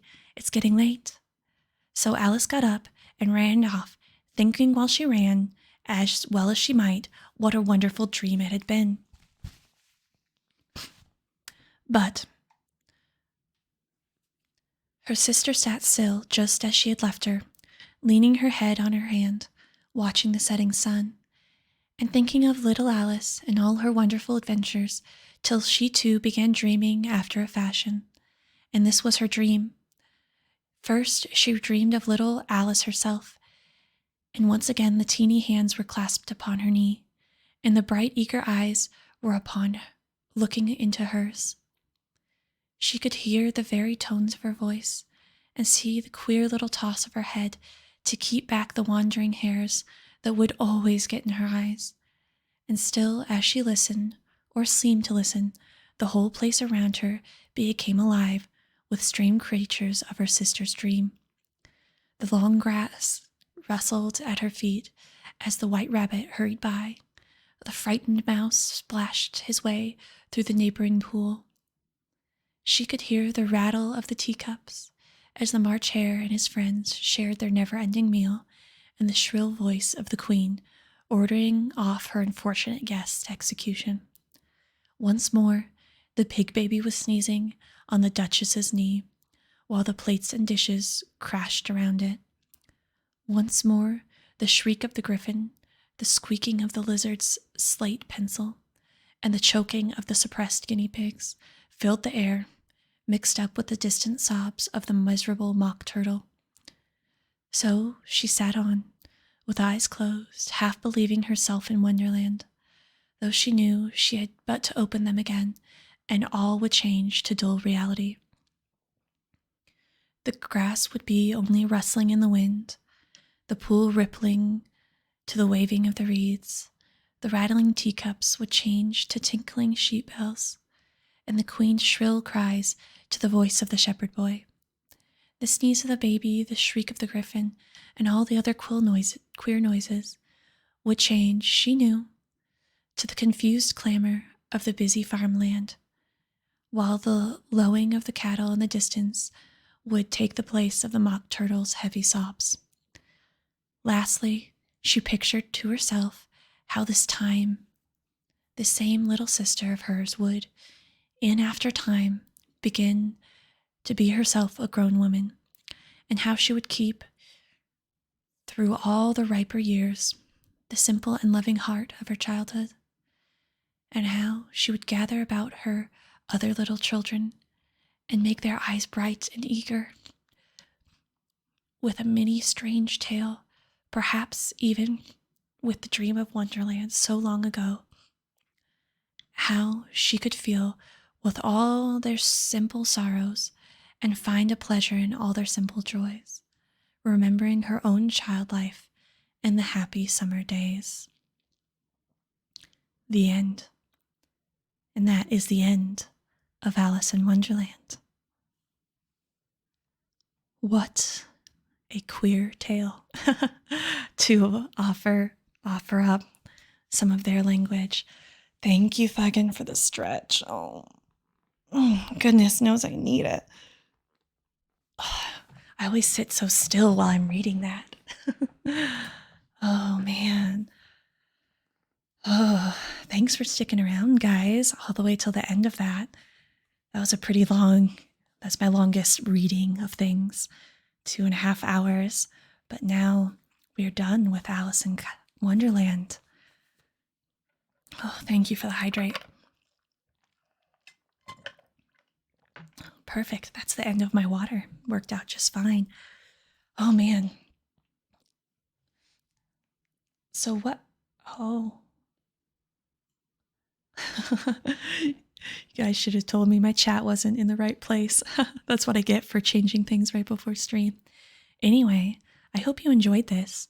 I called it ASMR. I don't know if it really falls under that category. When I think of ASMR, I think more of like those kind of noises, those kind of things, right? Or whispering thing. Oh. Hi, Zalik. Welcome back. We just finished up. You'll have to catch up on the VOD to see how this very strange tale, very strange tale indeed, got on. It was all a dream. And then we kind of dreamceptioned into the older sister's dream. But, I mean, how did you like this kind of thing? I was just kind of experimenting with different types of content.